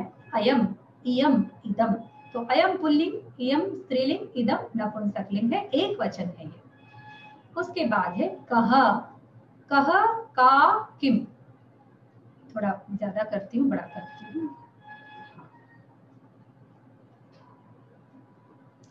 कह, का, किम। तो ये है सह, सा, तत्, उसी का जैसा ये भी, ठीक है। कह, कौन, कौन यानी कौन। कोई लिख रहे हैं कि वीडियो नहीं आ रही है, सब देख सकते हैं क्या? किसी एक को हो रही है कि सबको परेशानी हो रही है, एक बार बताइए। somebody wrote in chat, Vaishali Sharma ji, आपको देखिए, आप अगर मोबाइल पे हैं तो आपको कुछ करना पड़ेगा। वो स्क्रीन शेयरिंग में, वीडियो और स्क्रीन शेयरिंग के बीच में 2 ऑप्शंस रहते हैं, तो आपको वीडियो ऑन करना है। या okay, we can see the video, someone has written। So आप दूसरे लोग देख पा रहे हैं भगिनी, तो आप थोड़ा सेट कर लीजिए, एडजस्ट कर लीजिए, थैंक यू। दूसरे लोगों को दिख रहा है स्क्रीन, तो आप थोड़ा अपने मोबाइल में थोड़ा देख लीजिएगा। वो मिनिमाइज करने से, कुछ करने से आता है वो स्क्रीन शेयर वाला पार्ट, ठीक है। तो ये है कहा, का, किम। तो इसका प्रातिपदिक है किम। तो किम का ही 3 इसमें लिंगों में अलग अलग रूप है, कहा, का, किम, ठीक है। पुल्लिंग, स्त्रीलिंग, नपुंसकलिंग। तो हिंदी में ये नहीं बता सकते, जैसे हिंदी में एक ही शब्द है कौन, ठीक है। हिंदी में एक ही शब्द है कौन, तो कौन स्त्रीलिंग में भी है, कौन पुल्लिंग में भी है। और किम के लिए क्या बोलते हैं, क्या, ठीक है। तो वो कौन और क्या। तो ये संस्कृत में विशिष्टता है कि हर वस्तु के लिंग भेद होते हैं। तो ये कौन पुल्लिंग, कौन स्त्रीलिंग और किम क्या नपुंसकलिंग। फिर नया शब्द है अजह, अजह यानी बकरी, एक्चुअली भेड़ नहीं है, बकरी है, बकरी है, अजह बकरी।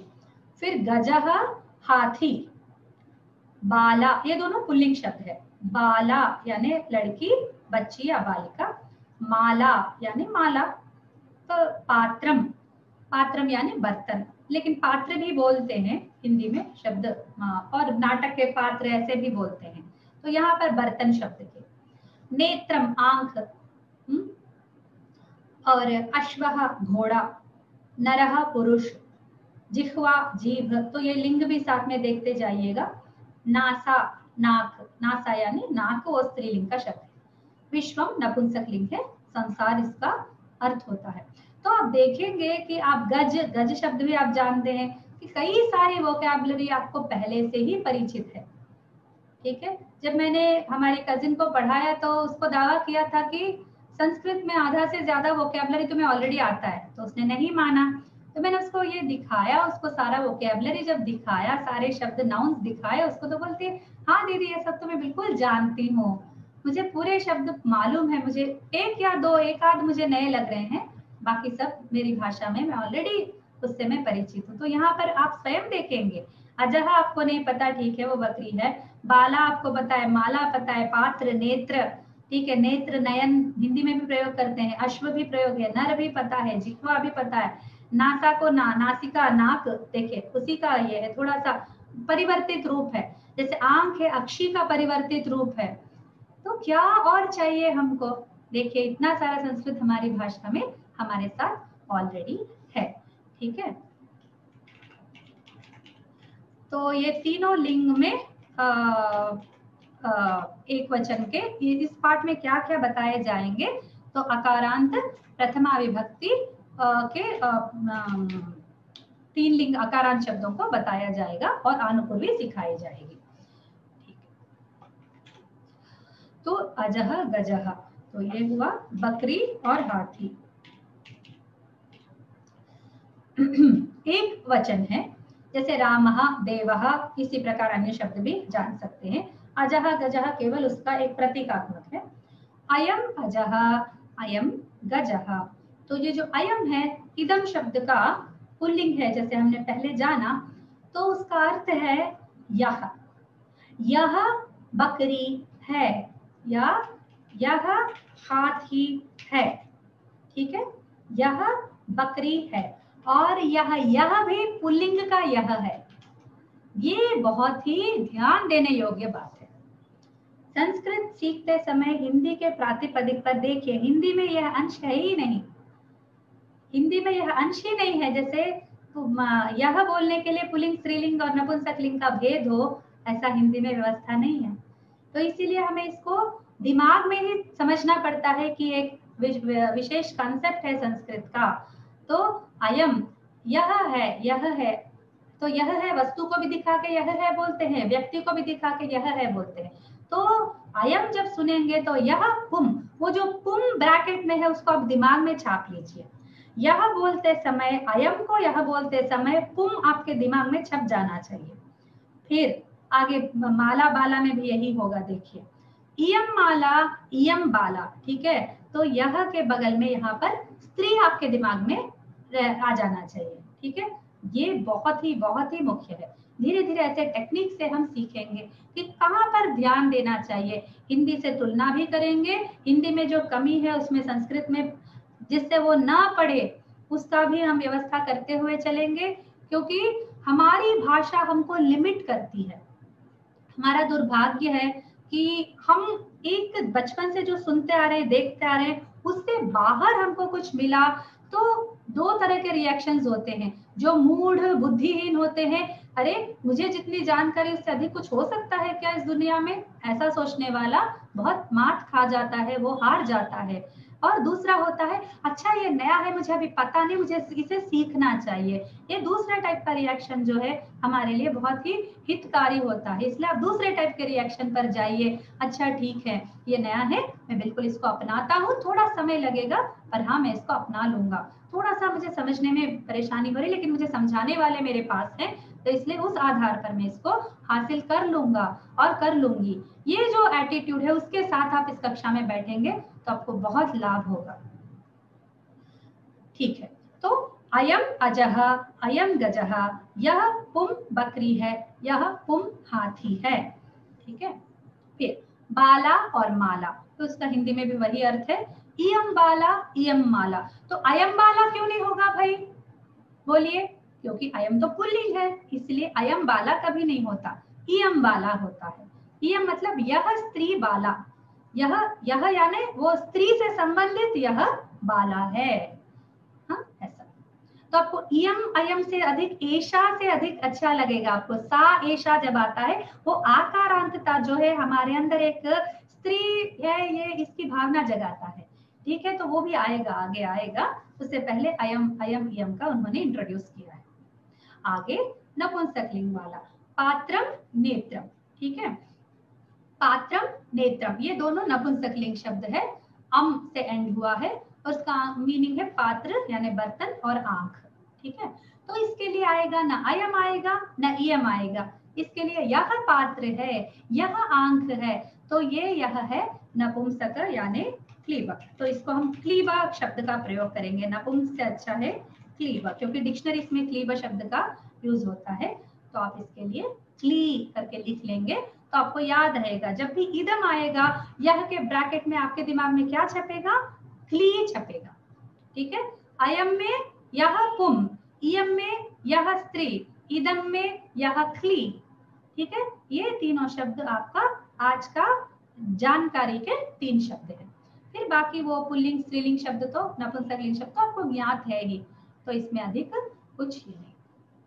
हाँ, तो अयम कहा भी प्रश्नों पर इतना ही है, पहला पाठ बस इतना ही है। तो हो सकता है हम थोड़ा समय बचे तो हम दूसरा भी कर ले या फिर दूसरा पाठ अगले सप्ताह करते हैं। तो अभी प्रश्न देखते हैं। अयम कहा, बुक में इतना ही लिखा रहेगा, ये मैंने अनुवाद किया है। यह पुम कौन है, ये तो ये प्रश्न अयम कहा जब पूछा जा रहा है इसका अर्थ है किसी पुरुष के बारे में प्रश्न है। तो कहा जैसे सहा आपको पता होगा, तो सहा को बिठा लीजिए माइंड में, तो कहा आपको जल्दी से स्फुरित होगा। अयम के बगल में कहा है तो आप वो अयम को बिठा, क्योंकि अयम में अंत में अम है ना, इसलिए जल्दी स्फुरित नहीं होता कि ये पुल्लिंग है। जैसे सहा कहा एशहा में जितनी जल्दी हमारे दिमाग में वो रामहा उसकी तरह बैठ जाता है, उस तरह अयम में नहीं बैठ पाता, इसलिए हमें बिठाना पड़ता है। जो अपने आप से सहजता से नहीं बैठे उसे हम प्रयत्न पूर्वक बिठाएंगे, ये दूसरा एक टेक्निक होता है। सहजता से जो आता है उसके लिए हमें कोई प्रयास करने की आवश्यकता नहीं, अपने आप आता है, कब आके बैठा हमें पता भी नहीं चलता। लेकिन जो सहजता से नहीं आ सकता उसको हम नियमित करके हम अपने दिमाग में बिठाएंगे। तो अयम मकार अंत में सुनाई दे रहा है पर यह पुल्लिंग है, तो यह कौन है, इसका समाधान है। कोई बता सकता है यह कौन है? अनम्यूट करके आप आंसर दे सकते हैं। कोई भी दो पुल्लिंग के शब्द है इस लेसन में। अयम गजः और अयम अजः। करेक्ट, अयम गजः अयम अजः, 2 आंसर राइट। फिर इयम का कोई और बताइए। इयम स्त्री, इयम स्त्री, हाँ। इयम बाला, स्त्री बाला, हाँ, इयम बाला इयम माला, 2 शब्द दिए हैं इधर ये। ठीक है, ये समाधान है। फिर इदम किम, नेक्स्ट प्लीज, कोई और आगे आइए। इदम फलम, नहीं एक इदम पात्रम। हाँ सही है हाँ, कोई दूसरे लोग बताएं। इदम किम, इदम पात्रम, इदम नेत्रम। ठीक है, इदम नेत्रम, इदम नेत्रम, इदम नेत्रम। ठीक है, तो इदम बोलते से ही उसके बगल में क्ली, आपको तो ये क्लीब शब्द है। ठीक है, इससे पहले कि आगे बढ़े हम एक और विषय को हम मन में लाने की आवश्यकता है। जैसे हिंदी में, वैसे हिंदी वाले बहुत भाग्यशाली है क्योंकि लिंग व्यवस्था हिंदी में बहुत पटिष्ठ है, मतलब बहुत ही स्ट्रॉन्ग लिंग व्यवस्था हिंदी में है। जैसे अन्य भाषाओं में, तेलुगु में, उन भाषाओं में ऐसा नहीं रहता। तेलुगु में क्या रहता है, पुल्लिंग का पुल्लिंग रहता है, स्त्रीलिंग और नपुंसक लिंग में जो एक वचन होता है ना, वो सारे मतलब वस्तु भी स्त्रीलिंग जैसे ही उसका अंत आता है, टर्मिनेशन। तो हिंदी वाले बड़े लकी है इस विषय में। ठीक है, तो उनको ये जैसे को हर चीज के लिए, जैसे वस्तु के लिए भी, जैसे आपको उसको नया नहीं लगता होगा, जो हिंदी नया नया सीखते हैं, आपको मेरी भाषा में भी लिंग के मैं बहुत दोष आज भी करती हूँ, ठीक है। तो नए लोगों को सीखने के लिए बहुत परेशानी होती है इसी लिंग के कारण ही। तो आपको इसमें ज्यादा परेशानी नहीं होगी संस्कृत में, क्योंकि आपको ऑलरेडी पता है कि ऐसा कुछ कॉन्सेप्ट है। पर बस आपको भी ये जानना बाकी है कि संस्कृत में कौन सा पुल्लिंग है, कौन सा स्त्रीलिंग है, ठीक है। तो हमारे लिए तो सारे नपुंसक लिंग में चले जाते हैं। जैसे हम तेलुगु वाले सीखेंगे संस्कृत को, ज्यादातर दोष कहाँ करते हैं पता है? हम लोग क्या करते हैं, पुल्लिंग को भी नपुंसक लिंग कर देते हैं, उसमें हम लोग दोष करते हैं। आप लोग कहाँ करते हैं? तो आप लोगों को कौन सा ये बनाना है, नपुंसक लिंग बनाना है, कौन सा पुल्लिंग? तो उसमें है हमारे दो आधार है हमारे लिंग जानने के लिए। लिंग व्यवस्था में सबसे पहला विषय जानते हैं कि कोई भी अर्थ से रिलेटेड लिंग नहीं होता है संस्कृत में, ये मुख्य बिंदु है। अर्थ से रिलेटेड, जैसे हिंदी में अर्थ से रिलेटेड होता है लिंग, से कुछ वस्तुओं को छोड़, जैसे घड़ी है, घड़ी स्त्रीलिंग है, ठीक है, और घड़ा है, घड़ा पुल्लिंग है, ठीक है। इस प्रकार आ, ई से, और फिर इन प्रकार के कुछ क्लूज रहते हैं हिंदी में, जिससे जो हिंदी भाषी है वो भी थोड़ा गेस कर सकते हैं, शायद ये ई की मात्रा से अंत हो रहा है तो ये शायद स्त्रीलिंग होता होगा ऐसा। लेकिन संस्कृत में ऐसा कोई क्लूज काम नहीं करेंगे। कोई शब्द ईकारांत होते हुए भी पुल्लिंग होता है, कोई शब्द आकारांत होते हुए भी पुल्लिंग होता है, कोई शब्द हलंत होते हुए भी स्त्रीलिंग होता है। तो इस प्रकार लिंग शब्द के अर्थ से नहीं होता है, केवल शब्द से होता है। Please underline this in your mind with red highlighter, ठीक है। एक रेड हाईलाइट कर लीजिए अपने माइंड में कि लिंग केवल शब्द को है, अर्थ को नहीं। तो हर शब्द को अलग से जानना पड़ता है कि वृक्ष है तो पुल्लिंग है, मंत्र है तो पुल्लिंग है, नेत्र है तो ये नपुंसक लिंग है, वाक है तो वो स्त्रीलिंग है। इस प्रकार आपको हर शब्द से रिलेटेड लिंग का ज्ञान भी साथ में लेते चलना पड़ता है। तो आगे आगे इसके साथ कैसे डील करें, बहुत सारे हेल्पिंग पॉइंट्स हमको मिल जाएंगे, चिंता करने की कोई आवश्यकता नहीं है, ठीक है। ठीक है, इसको एक बार एक टेबल को देख लीजिए। अयम, यह पुल्लिंग, फिर वो जी कुछ पूछना है क्या? हाँ, तो जैसे अयम है तो इसका अयम इयम इदम, पहले तो इतना ही बताया, एक वचन ही बताया है लेसन में, पर यहाँ पर द्विवचन बहुवचन का भी केवल टेबल के रूप में बता रहे हैं। आगे प्रयोग भी दिए जाएंगे नेक्स्ट लेसन में, इसके प्रयोग भी आएंगे।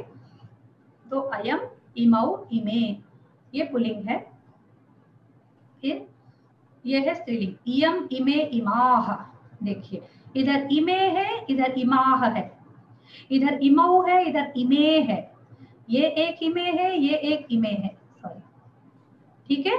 ये भी इमे है, ये भी इमे है, लेकिन ये द्विवचन है, ये बहुवचन है, ठीक है। और एक इमे इधर है, तो ये इमे और ये इमे में लिंग का अंतर है, दोनों द्विवचन है पर लिंग का अंतर है। तो देखिए इसे संदर्भ का बहुत ही अधिक उपयोग होता है संस्कृत में, इसको आप अच्छी तरह जान लीजिए। इमे माले बोला है, इमे फले बोला है, तो आपके पास कोई क्लू नहीं रहेगा जिससे आपको फले है ये स्त्रीलिंग है कि क्लीब है, ये आप सोचते रह जाएंगे। इसीलिए इसके दो है, एक तो कोश है, एक तो प्रयोग है। कोश में देखकर आपको पता चलेगा, शब्द कल्पद्रुम आदि कोशों में आपको देखकर पता चलेगा कि वह कौन सा लिंग का शब्द है। और लिंगानुशासनम करके एक व्यवस्थित पुस्तक है, उसमें सारे शब्दों को एक ही साथ बता देते हैं कि इसका फलाना का नपुंसक लिंग, फलाना का स्त्रीलिंग, फलाना का पुल्लिंग, इस प्रकार, ठीक है। और दूसरा क्लू होता है पुस्तकों से एक साथ जानने के बजाय, एक और होता है क्लू प्रयोगों से।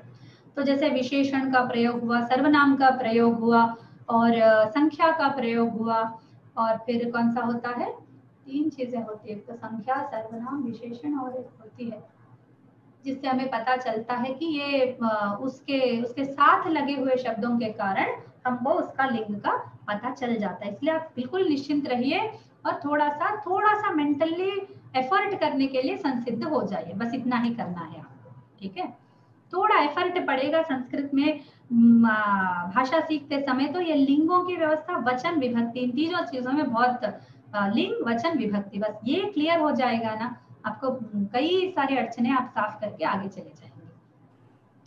तो एक बार अभी जानते हैं, अयम, यह व्यक्ति, यह पुरुष, ऐसा ऐसा करेंगे, यह पुम, यहाँ पर भी लिख लेते हैं ये तो, ठीक है, यह पुम, यह पुम दो, ठीक है, यह दो लोग, दो लड़के खड़े हैं या दो व्यक्ति, दो पुरुष खड़े हैं तो इमो इमो बोलते हैं। फिर यह सब, तो यह तुम सब, तो बहुत सारे पुरुष खड़े हैं तो इमे बोलते हैं, और पुरुष स्त्रियां बहुत सारे खड़े हैं तो भी इमे ही बोलते हैं, ठीक है। तो इमाह बोलेंगे तो जरूर वहां पर केवल स्त्रियां होंगी, ठीक है। ये एक प्रयोग की विशिष्टता है संस्कृत में कि पुल्लिंग स्त्रीलिंग मिला के है तो पुल्लिंग का बहुवचन प्रयोग होगा, ठीक है, और केवल स्त्रीलिंग है तो स्त्रीलिंग का प्रयोग होगा, केवल पुल्लिंग है तो पुल्लिंग का प्रयोग होगा। अगर पुल्लिंग बहुवचन का प्रयोग हुआ है तो देयर आर टू पॉसिबिलिटीज, एक तो बहुत सारे पुरुष है इमे बोले तो, या फिर बहुत सारे पुरुष और स्त्रियां मिलकर है, लेकिन जब इमाह बोला तो केवल स्त्रियां ही है वहां पर, ठीक है। तो ये थोड़े थोड़े क्लूज रहते हैं, इनको आप ध्यान में रखकर आगे बढ़ेंगे। तो ये सर्वनाम शब्द है। तो हाँ, मुझे ये तो मैंने बताया ही नहीं कि सर्वनाम शब्द क्यों प्रयुक्त होते हैं।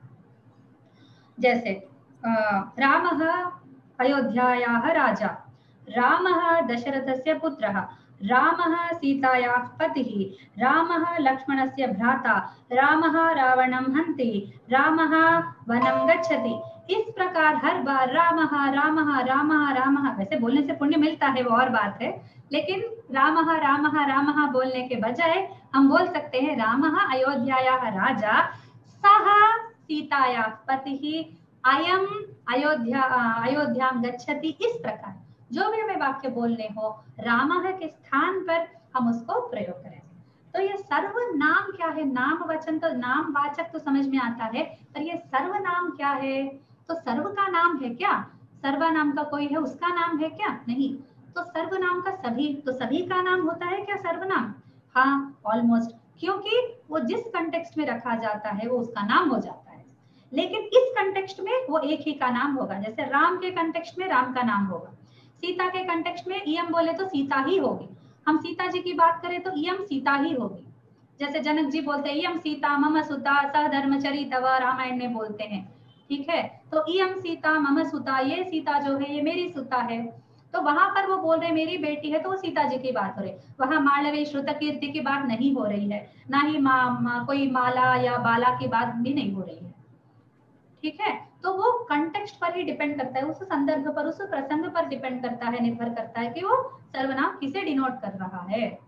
इसीलिए उसको सर्वनाम बोलते हैं, सभी का नाम है, लेकिन वो कॉन्टेक्स्ट में एक ही का नाम हो सकता है। तो अयम दशरथस्य पुत्रः, कौन? रामः, इस कॉन्टेक्स्ट में केवल राम। हम अगर लक्ष्मण की बात करें, सुमित्रा नंदनः की बात कर रहे हैं, फिर वहां पर अयम प्रयोग करेंगे तो वो लक्ष्मण होगा। तो ये तो सामान्य सी बात है, लेकिन टेक्निकली इस बात को जानना बहुत आवश्यक है, क्योंकि आगे इससे कुछ संबंध आने वाला है, इसलिए इतना क्लियरली आपको बता रही हूँ, ठीक है। ठीक है, एक स्त्री इयम, दो स्त्रियां इमे, बहुत सारी स्त्रियां इमाह, ठीक है। एक लड़की खड़ी है इयम बाला, दो लड़कियां खड़ी है इमे बाले, बहुत सारी लड़कियां खड़ी हैं इमाह बाला, ठीक है। उनको बता के, उनको दिखा के बता रहे इमाह बाला ऐसे, ठीक है। फिर एक वस्तु है इदम, दो वस्तुएं हैं इमे, बहुत सारी वस्तुएं हैं इमानी, ठीक है। ये हो गया। अरे मैंने तो यहाँ पर समाधान लिख दिया है वैसे कोई बात नहीं। हाँ, तो अयम अश्वः, अश्वः के साथ लगेगा अयम। तो मैं कुछ और पूछती हूँ आपसे, ठीक है। आप थोड़ा सोचकर बताइएगा, अनम्यूट करके, सब अनम्यूट करके रखें, कोई भी एक के बाद एक बार आपने बताया, नेक्स्ट टाइम दूसरों को चांस दीजिए, ठीक है। देवः, अयम देवः,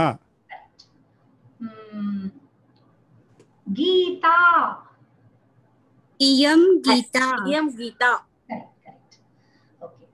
पत्रम, इदम पत्रम, इदम पत्रम, करेक्ट। फिर ठीक है। तो आगे जब वचन बदलेंगे नेक्स्ट लेसन में, तब हम आगे के पढ़ेंगे। ये बताया ना, केवल ज्ञान के लिए यहाँ पर इस लेसन में दिया, आगे उसके प्रयोग मिलेंगे तब हम उसका अभ्यास करेंगे, ठीक है। बस ये अयम इयम इदम, अयम इयम इदम, तो अयम पुल्लिंग, इयम स्त्रीलिंग, इदम नपुंसकलिंग, बस आज इतना ही है इस लेसन में, ठीक है। होने के बाद हाँ, मुखम इदम नरः अयम हो गया। हाँ, एक और चीज है अनुपूर्वी, ये थोड़ा सा बता के मैं खत्म करती हूँ। तो ये आपको पता होगा ही, लेकिन ये बहुत ही मुख्य है। संस्कृत वर्ण प्रधान भाषा है, वर्ण के स्थान पर बहुत सारे कार्य होते हैं। तो ये प्लस करके जो लिखने का शैली है, इसको आप थोड़ा आज एक होमवर्क लिख लीजिए। आपका एक गृह कार्य अभ्यास छोटा सा देती हूँ। वो पहला अभ्यास ये है कि आप ये अयम इयम के वो जो टेबल है इसको याद करेंगे पूरा, ठीक है। अयम इमौ इमे इयम इमे इमाह इदम इमे इमानी, तो इसको आप एक बार याद कर लेंगे। नेक्स्ट आप कौन सा करेंगे बोले तो ये आप लिखेंगे अपने अपने नाम है या कोई 5 शब्द ले लीजिए, या फिर मैं मेल में आपको वो शब्द लिख के भेज देती हूँ, उनके आप आनुपूर्वी करके बता दीजिए। आनुपूर्वी का एक मैं उदाहरण देती हूँ। जैसे मेरा नाम है उषा, तो उ एक इसमें और कोई अंश नहीं है, श में 2 अंश है, ठीक है, श प्लस आ शा।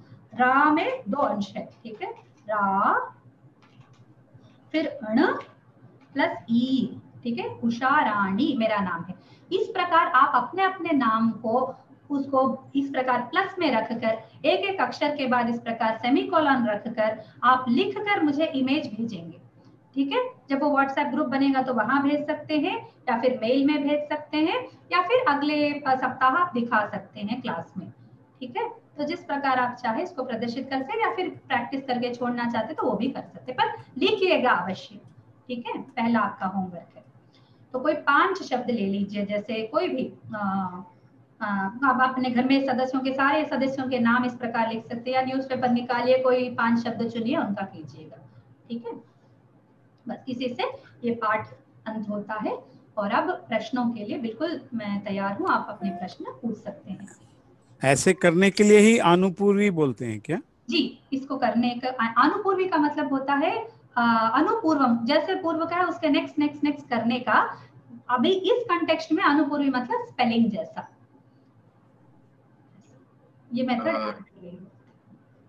इसमें जो लास्ट लेटर होता है जैसे अंकुर, तो हाँ। उसमें लास्ट लेटर र है, वो हलंत रहेगा या फिर नहीं, हलंत नहीं। हाँ।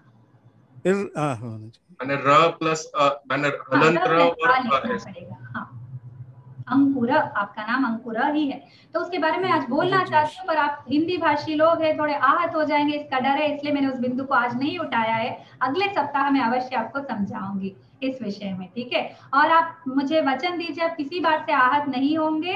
और मैं थोड़ा सा भाषा के विषय में थोड़ा सा कठिन बोलती हूँ, बस आपके सिखाने के लिए ही बोलती हूँ। वैसे कठिन बोलने की मेरी प्रवृत्ति नहीं है, पर एक सत्यता को स्थापित करने के लिए, किसी विषय को निरूपित करने के लिए जितनी कठिनाई चाहिए उतनी कठिनाई से मैं बता देती हूँ। तो आप ही उतना ही स्वागत करके उसे लीजिएगा और चर्चा कर सकते हैं, उस विषय में कोई आपत्ति नहीं है, पर आप उससे आहत बिल्कुल नहीं होंगे, कोई भी आहत नहीं होंगे, ठीक है। अवश्य अवश्य। अभी के हिंदी में बहुत सारे उर्दू का भी सन्निवेश हो गया है, तो उसके कारण भी बहुत सारी विकृतियां हैं। तो आप कहेंगे तो, ताकि ओरिजिनली तो हिंदी जो है वो तो संस्कृत से ही उत्पन्न हुई है, तो वो तो श्री राम जय जय राम केवल दक्षिण में ही बोलते हैं, बाकी प्राय यहाँ तो श्री राम जय राम ऐसा ही बोलते हैं। तो अच्छा लगेगा यदि आप हमें सुधारेंगे। जी जी, बस इसीलिए मैंने 2 चीजें आपको बताई है। मैं अगले सप्ताह इसको पूरे विषय में आपको क्लियरली बता दूंगी। आप जानते हैं, लेकिन संस्कृत से संबंधित मुझे बताना मेरा कर्तव्य है। और दूसरी बात मैंने कहा ना, पठन का भी अभ्यास करेंगे, केवल मतलब समझने, पढ़ के समझना एक और बोलना एक। तो बोलने का अंश भी हमको बहुत सुधार लाने की आवश्यकता होगी, ठीक है। उसका हिंदी का प्रभाव संस्कृत पर नहीं पड़ना चाहिए, तो वो मैं रोकना चाहती हूँ। थोड़ा आपका सहयोग मुझे चाहिए उसमें, ठीक है। ये जो नंबर आपने शोभा रानी का दिया है, वो व्हाट्सएप भी है उसमें क्या? आपको पता है? हाँ। लेकिन मुझे तो नहीं मिल रहा है उनका व्हाट्सएप में है। मैंने उनको कांटेक्ट किया था, मैं उनको देखकर बताती हूँ। उस नंबर में 2 नंबर है ना, एक बताती हूँ। शोभा ये है नंबर, हाँ 900, हाँ है जी, इसका है 9009462009 पर है इनका। अच्छा, हाँ, गोपाल बुक हाउस है इनका, वो ओनर है शोभा रानी जी। धन्यवाद। बहुत बड़े संस्कृत स्कॉलर की बेटी है। उन संस्कृत स्कॉलर में हैदराबाद में कोई पुस्तक की दुकान नहीं होने के कारण उन्होंने स्वयं, मतलब वो बहुत बड़े प्रोफेसर हैं, तो उन्होंने स्वयं एक संस्था स्थापित की पब्लिकेशंस के लिए, और फिर उन्होंने पुस्तक का दुकान भी खोला। तो हैदराबाद में हम सब लोगों के लिए वो बहुत अच्छा स्थान है, तीर्थ स्थान जैसा। मैं कभी कभी हैदराबाद जाती हूँ तो वहाँ पर अवश्य समय बिता कर आती हूँ। बहुत अच्छा कुछ जगह है। वेदांत के बुक्स भी वहाँ मिल जाते हैं क्या? कि अधिकतर तो तेलुगु मिलते हैं, लेकिन वो गीता प्रेस के बुक भी रखते हैं, और चौकम्बा के जो संस्कृत के देवनागरी के भी बुक्स रखते हैं। वेद, वेदांग, उपनिषद, काव्य, बहुत सारे ज्योतिष के ग्रंथ, बहुत सारे ग्रंथ मिलेंगे। धन्यवाद। माता जी, आपसे एक और भी प्रार्थना थी कि जहाँ जहाँ भी उदाहरण देना हो वहाँ आप जैसे ये ईमानी शब्द है तो यतोवा, ईमानी, भूतानी, जयंती, ताकि क्या है हम बहुत सारे शास्त्रों से वैसे परिचित है, नहीं परिचित होंगे तो ऐसे वाक्यों से हम उनसे भी परिचित होंगे।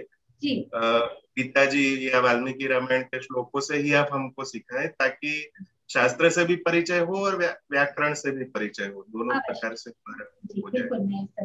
अति सुंदर। और परिधि में जैसे यतो वा ईमानी भूतान, उसमें मेरे को प्रॉब्लम यह है कि इसमें अन्य शब्द भी रहते हैं, उससे भटकना नहीं। फिर आप भी मुझे वचन दीजिए कि आप भी उतना ही अंश पर आप ध्यान देंगे, बाकी के विषय में आप प्रश्न करेंगे ना, फिर मैं बता नहीं पाऊंगी, क्योंकि वो बहुत स्टेप वाइज जाना पड़ता है ना, इसलिए अवश्य आपको उदाहरण दूंगी। ठीक है, I will write this point. आज आपने क्लास कुछ जल्दी शुरू कर दिया था क्या? जी 12:30 से 2 o'clock तक है ना टाइमिंग। हाँ, लेकिन मैं 12:25 देखा, आप बोल रही थी। I think I am late और what is the time now in your watch? मेरा 1:51 दिखा रहा है मेरे कंप्यूटर में। अच्छा, 2 minutes. I am only 2 minutes late. 13:49 हो रहा है यहाँ पे। तो but 12:25 I logged in and I found that you are already on the class. हाँ ठीक है, थोड़ा और मैं वेट करूंगी, नो प्रॉब्लम। मैं 5 मिनट्स थोड़ा वेट करके या फिर मैं अपना टाइम सेट कर लेती हूँ। 2 मिनट्स बता रहे ना, मैं सेट कर। हाँ, नहीं हो सकता हूँ मैं लेट हूँ। आप please don't set your time. जैसा है वैसे ही रहने दीजिए, नो प्रॉब्लम। मैम, धातु और प्रातिपदिकम एक ही है या दोनों भिन्न है? दोनों भिन्न है। शब्द जो होता है, जैसे नाम पद, संज्ञा पद जो होता है उसका मूल प्रातिपदिक है। जैसे कोई नाम है, वस्तु का नाम है, उसका मूल प्रातिपदिक है। और जो क्रिया होता है, जो काम करने का शब्द होता है, उसका मूल धातु है। जैसे गच्छति का मूल गम धातु है, पठति का मूल पठ धातु है। ऐसा पढ़ना, लिखना, बोलना, तो वो धातु है। धन्यवाद।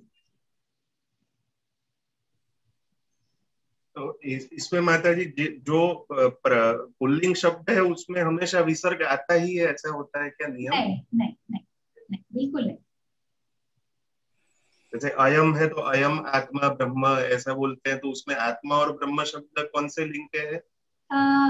वो पुल्लिंग ही है, इसीलिए उस विसर्ग आना ही है, ऐसा नियम नहीं है। नहीं, एक वचन में आता है शायद, नहीं? केवल अकारांत में आता है, हरि ही वैसे में आता है, रामः, बस। बाकी उसको आप आगे क्रॉस करके जाएंगे तो कहीं और आपको नहीं दिखेंगे। जैसे मरुत शब्द है, चंद्रमस है, मनस है, उसमें कहीं पर भी आपको नहीं दिखेंगे। मनः दिखता है, लेकिन एक्चुअली वो सकारांत है, तो विसर्ग भी नहीं है, ऐसा है, ऐसा।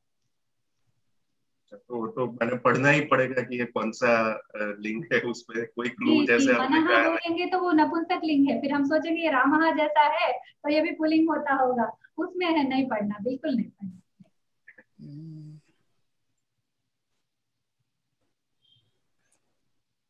बहुत मजा आ रहा है, आई फील वेरी हैप्पी। बहुत धन्यवाद करते हैं, आपने इतना सरलता पूर्वक को आप पढ़ा रहे हैं, और आशा है कि आगे भी इतनी सरलता पूर्वक, और हम भी आपसे जो जो आपने वचनबद्ध किया है उसकी हम प्रतिज्ञा करते हैं कि उसी प्रकार हम बढ़ते। अति सुंदर, बहुत अच्छे। थोड़ा धीरे धीरे ही चलेंगे, स्टेप वाइज चलेंगे। आपको आप में किसी को भी परेशानी नहीं होगी जब तक आप में से हर कोई समझ नहीं लेता, हर कोई उसको आत्मसात नहीं कर लेता, तब तक हम आगे नहीं बढ़ेंगे। ठीक है, तो नोट्स लेने की कोई जरूरत है क्या?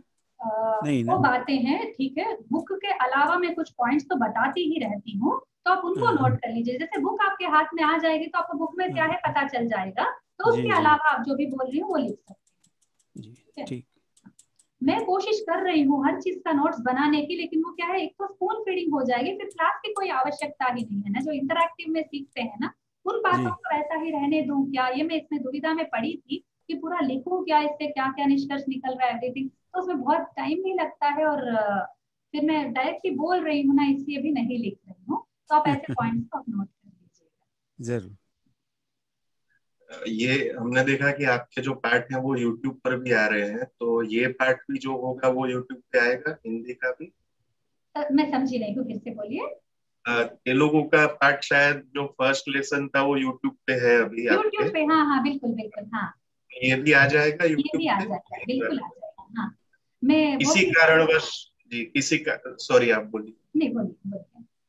हाँ, किसी कारणवश यदि हम अभी स्किप हो जाए तो YouTube पर से देख सकते हैं। बिल्कुल बिल्कुल देख सकते हैं, इसीलिए मैंने सुविधा के लिए ही ये रखा है। तो वो चैनल में आपको सिर्फ लेसन रहेंगे, और यही नहीं, आपको सुरवाणी विलासा के भी लेसन मिलेंगे। जैसे सुरवाणी विलासा का होगा संडे के दिन, ठीक है, कल होगा, और ये मध्यम श्रेणी का है और वो प्रथम श्रेणी का है, ठीक है। तो आपको कभी जरूरत पड़े पर वो भी सुन लीजिएगा नेक्स्ट, अभी कल से उसके, अभी पहले तो परिचय कक्षा हुई सिर्फ, वो 1 घंटे की रहेगी, और उसमें भी आप आ सकते हैं, कोई प्रॉब्लम नहीं। सिर्फ टाइम पास के लिए भी आ जाइए, थोड़ा सुन लीजिए वहां पर भी, तो दोनों भी, आप दोनों का फायदा उठा सकते हैं। समय क्या होगा मैम? हाँ वो मैम मुझे इनिशियल स्टेज वाली लेनी है, मतलब प्रथम श्रेणी वाली। प्रथम श्रेणी कल है, वो कल समय कल मैं ज्वाइन हो सकती हूँ? 11 AM से 12 PM तक है, कल संडे को है। मैं आपको ये सारा एकत्रित करके मैं आपके मेल पे, वो लिंक कहाँ प्रोवाइड होगा? मैं आपको भेज, ओके ओके, चलेगा, डन। मैम मुझे भी भेजिएगा। Okay okay, thank you. बिल्कुल, आपका इसमें रजिस्टर्ड रहेगा ना, जितने रजिस्टर्ड मेंबर्स है ना उन सबको मिल जाएगा। मैं जूम से लेती हूँ आपका, इसीलिए हाँ, okay okay. I'll get your mail IDs by which I can send you all the information, ठीक है। तो ये थैंक यू सो मच। और उसमें आप बिल्कुल स्वतंत्र है, आप किसी को भी बता सकते हैं इन क्लासेस के बारे में, और आप नहीं भी आ पाए तो आप सुनिएगा अवश्य। पर ये पाठ रखते यूट्यूब में इसीलिए है ताकि कोई गलती से मिस हो जाए, कुछ और आ गया उस दिन नहीं आ पाए, तो कम से कम आप सप्ताह में नेक्स्ट पार्ट होने से पहले एक बार आप सुन के जरूर आइएगा, तो आपको लिंक मिस नहीं होगा, वरना आप फॉलो नहीं हो पाएंगे, ठीक है।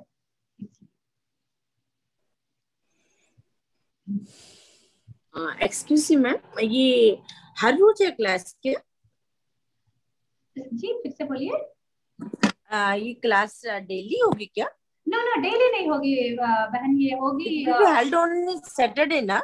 ये ओनली सैटरडे, वीकली वंस। हाँ only Saturday at 12:30 this will start. हाँ yes only Saturday 12:30. So now we'll meet on next Saturday. Next Saturday same time 12:30 से 2 o'clock. Oh. And how we can get the books also? वो मैंने WhatsApp number दिया, 1 minute इसको share करती हूँ। I stop this share and I will send you. एक काम करती हूँ, मैं ये पीपीटी आपकी मेल आईडी पे भेजती हूँ, उसमें नंबर है, ठीक है। हाँ इसको मैं एक बार दिखाती हूँ, आप नोट कर लीजिए। It's fine, thank you.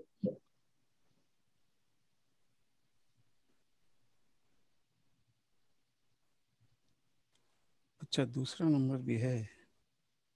9549210869954594। मेरी फ्रेंड ने डायरेक्ट पालाकर को लिखा तो उन लोगों ने 2 ही भाग भेजे, ठीक है। तो जिनको पता नहीं है वो लोग सोचते हैं सिर्फ 2 ही बुक्स होंगे, तो इसलिए मैंने गोपाल में बोल के रखा है, गोपाल पब्लिकेशंस वाले वो बहन को बोल के रखा है कि हमारे स्टूडेंट्स आपके पास खरीदने के लिए आएंगे तो आप उनको जरूर पूरे पार्ट भेज दीजिएगा। और स्टॉक भी है, मैं देखकर आई हूँ जब हैदराबाद गई थी, तो they will know what to send you, so you will not worry, मिल जाएंगे। मैम इस कोर्स के मतलब हमें कुछ फीस पे करनी है? बुक्स के लिए तो आपको पे करना पड़ेगा, पोस्टल चार्जेस एक्स्ट्रा लगेंगे, 110 रुपीज बुक्स होंगे, और प्लस पोस्टल चार्जेस वो कितना 80 लेते हैं 100 लेते हैं मुझे नहीं पता, उतना आपको पे करना पड़ेगा शॉप वाले, बस। ओके चलेगा, थैंक यू क्लासेस की बात तो इनमें तो 1 रुपया भी आपको नहीं लगेगा, सब फ्री क्लासेस है, बिल्कुल free class. Ma'am what's the purpose of starting this one course? बहन वो अपना अपना पर्पस होता है, मैं तो सिखा रही हूँ संस्कृति की रक्षा के लिए, मैं संस्कृत पढ़ाती हूँ भारतीय सनातन धर्म की रक्षा के लिए, ठीक है। Very good. So you are teaching where? जी मैं कहाँ काम करती हूँ? ओके, मैं व्योमा में फुल टाइम टीचर हूँ। व्योमा संस्कृत पाठशाला है ना, व्योमा लिंग्विस्टिक लैब, उसमें मैं फुल टाइम टीचर हूँ, और ये मेरे अपने हॉबी के क्लासेस हैं। बहुत साल से इनको करने की इच्छा थी, अब जाके पूरी हो रही है। Very nice. ओके 2 o'clock हो गया है, तो विल मीट नेक्स्ट वीक। तो सभी आइएगा विदाउट फेल। और एक बार आपको पुनः कुछ सुनना है तो आप एनी टाइम यूट्यूब में थोड़ा 2 दिन टाइम दीजिए, मैं अपलोड करके आपको लिंक पूरा भेज देती हूँ। और सारे क्लासेस जितने भी स्वरवाणी प्रकाशा सेवा निकुंजम से क्लासेस हो रही हैं उन सबका इन्फॉर्मेशन आपको तुरंत ही मैं जल्दी ही भेजती हूँ। आप उसमें जिस कक्षा में चाहे आ सकते हैं। The rule only one rule that you have to follow it, that's all. आप फॉलो कर सकते हैं तो आप किसी भी कक्षा में आके बैठ सकते हैं, ठीक है। उनके मार्क्स वगैरह सब मैं आपको देख। मैडम एक और बात पूछना था, अगर आप अभी क्या बताया व्योमा क्लासेस से भी संबंधित हैं, तो व्योमा क्लासेस तो सर्टिफिकेशन कोर्सेज भी देती है। जी देते हैं, हाँ हाँ। तो हम व्योमा क्लास अगर लेना चाहें तो कैसे लेंगे? उसमें बस रजिस्टर करवाना है और क्लास ज्वाइन करना है, जैसे आपने यहाँ पर किया है वैसे। अच्छा, उनका वेबसाइट है, वेबसाइट पे रजिस्टर मेंबर होना पड़ता है। फिर उस क्लास के कोर्स पेजेस रहते हैं, आप उसमें जाके उन लेसन्स को एक्सेस कर सकते हैं। जो हो चुके हैं उनके भी वो लोग ऐसे लेसन्स उसी पेज में रखते हैं, धन्यवाद करके आप ले सकते हैं। और उनसे डायरेक्टली भी आप मेल करके you can get there which course is useful for you। एक बार आप एक्सप्लोर कीजिए वेबसाइट को, sanskritfromhome.in वेबसाइट का नाम नोट कीजिए, sanskritfromhome.in। जैसे आप गूगल में व्योमा संस्कृत भी डालेंगे तो वो ही वेबसाइट आ जाएगा, आपको you need not even search. Okay, ठीक है। नहीं, हम काफी यूज करते हैं उसके, यूट्यूब के जितने भी अपडेट्स हैं, जितने भी अपलोड्स हैं हम यूज करते हैं। जैसे श्रीमद् भगवत गीता को बहुत अच्छा से हम देखते हैं, जो पढ़ाते हैं वो बहुत ही अच्छा लगता है, बहुत बहुत सुंदर है। बहुत अच्छा काम कर रहे हैं वो, और बहुत सारा फ्री मटेरियल भी उनका अवेलेबल है, आप बिल्कुल एक्सेस कीजिएगा उसको। They are very nice people, आप लिखेंगे भी तो आपको बहुत अच्छा समाचार देंगे।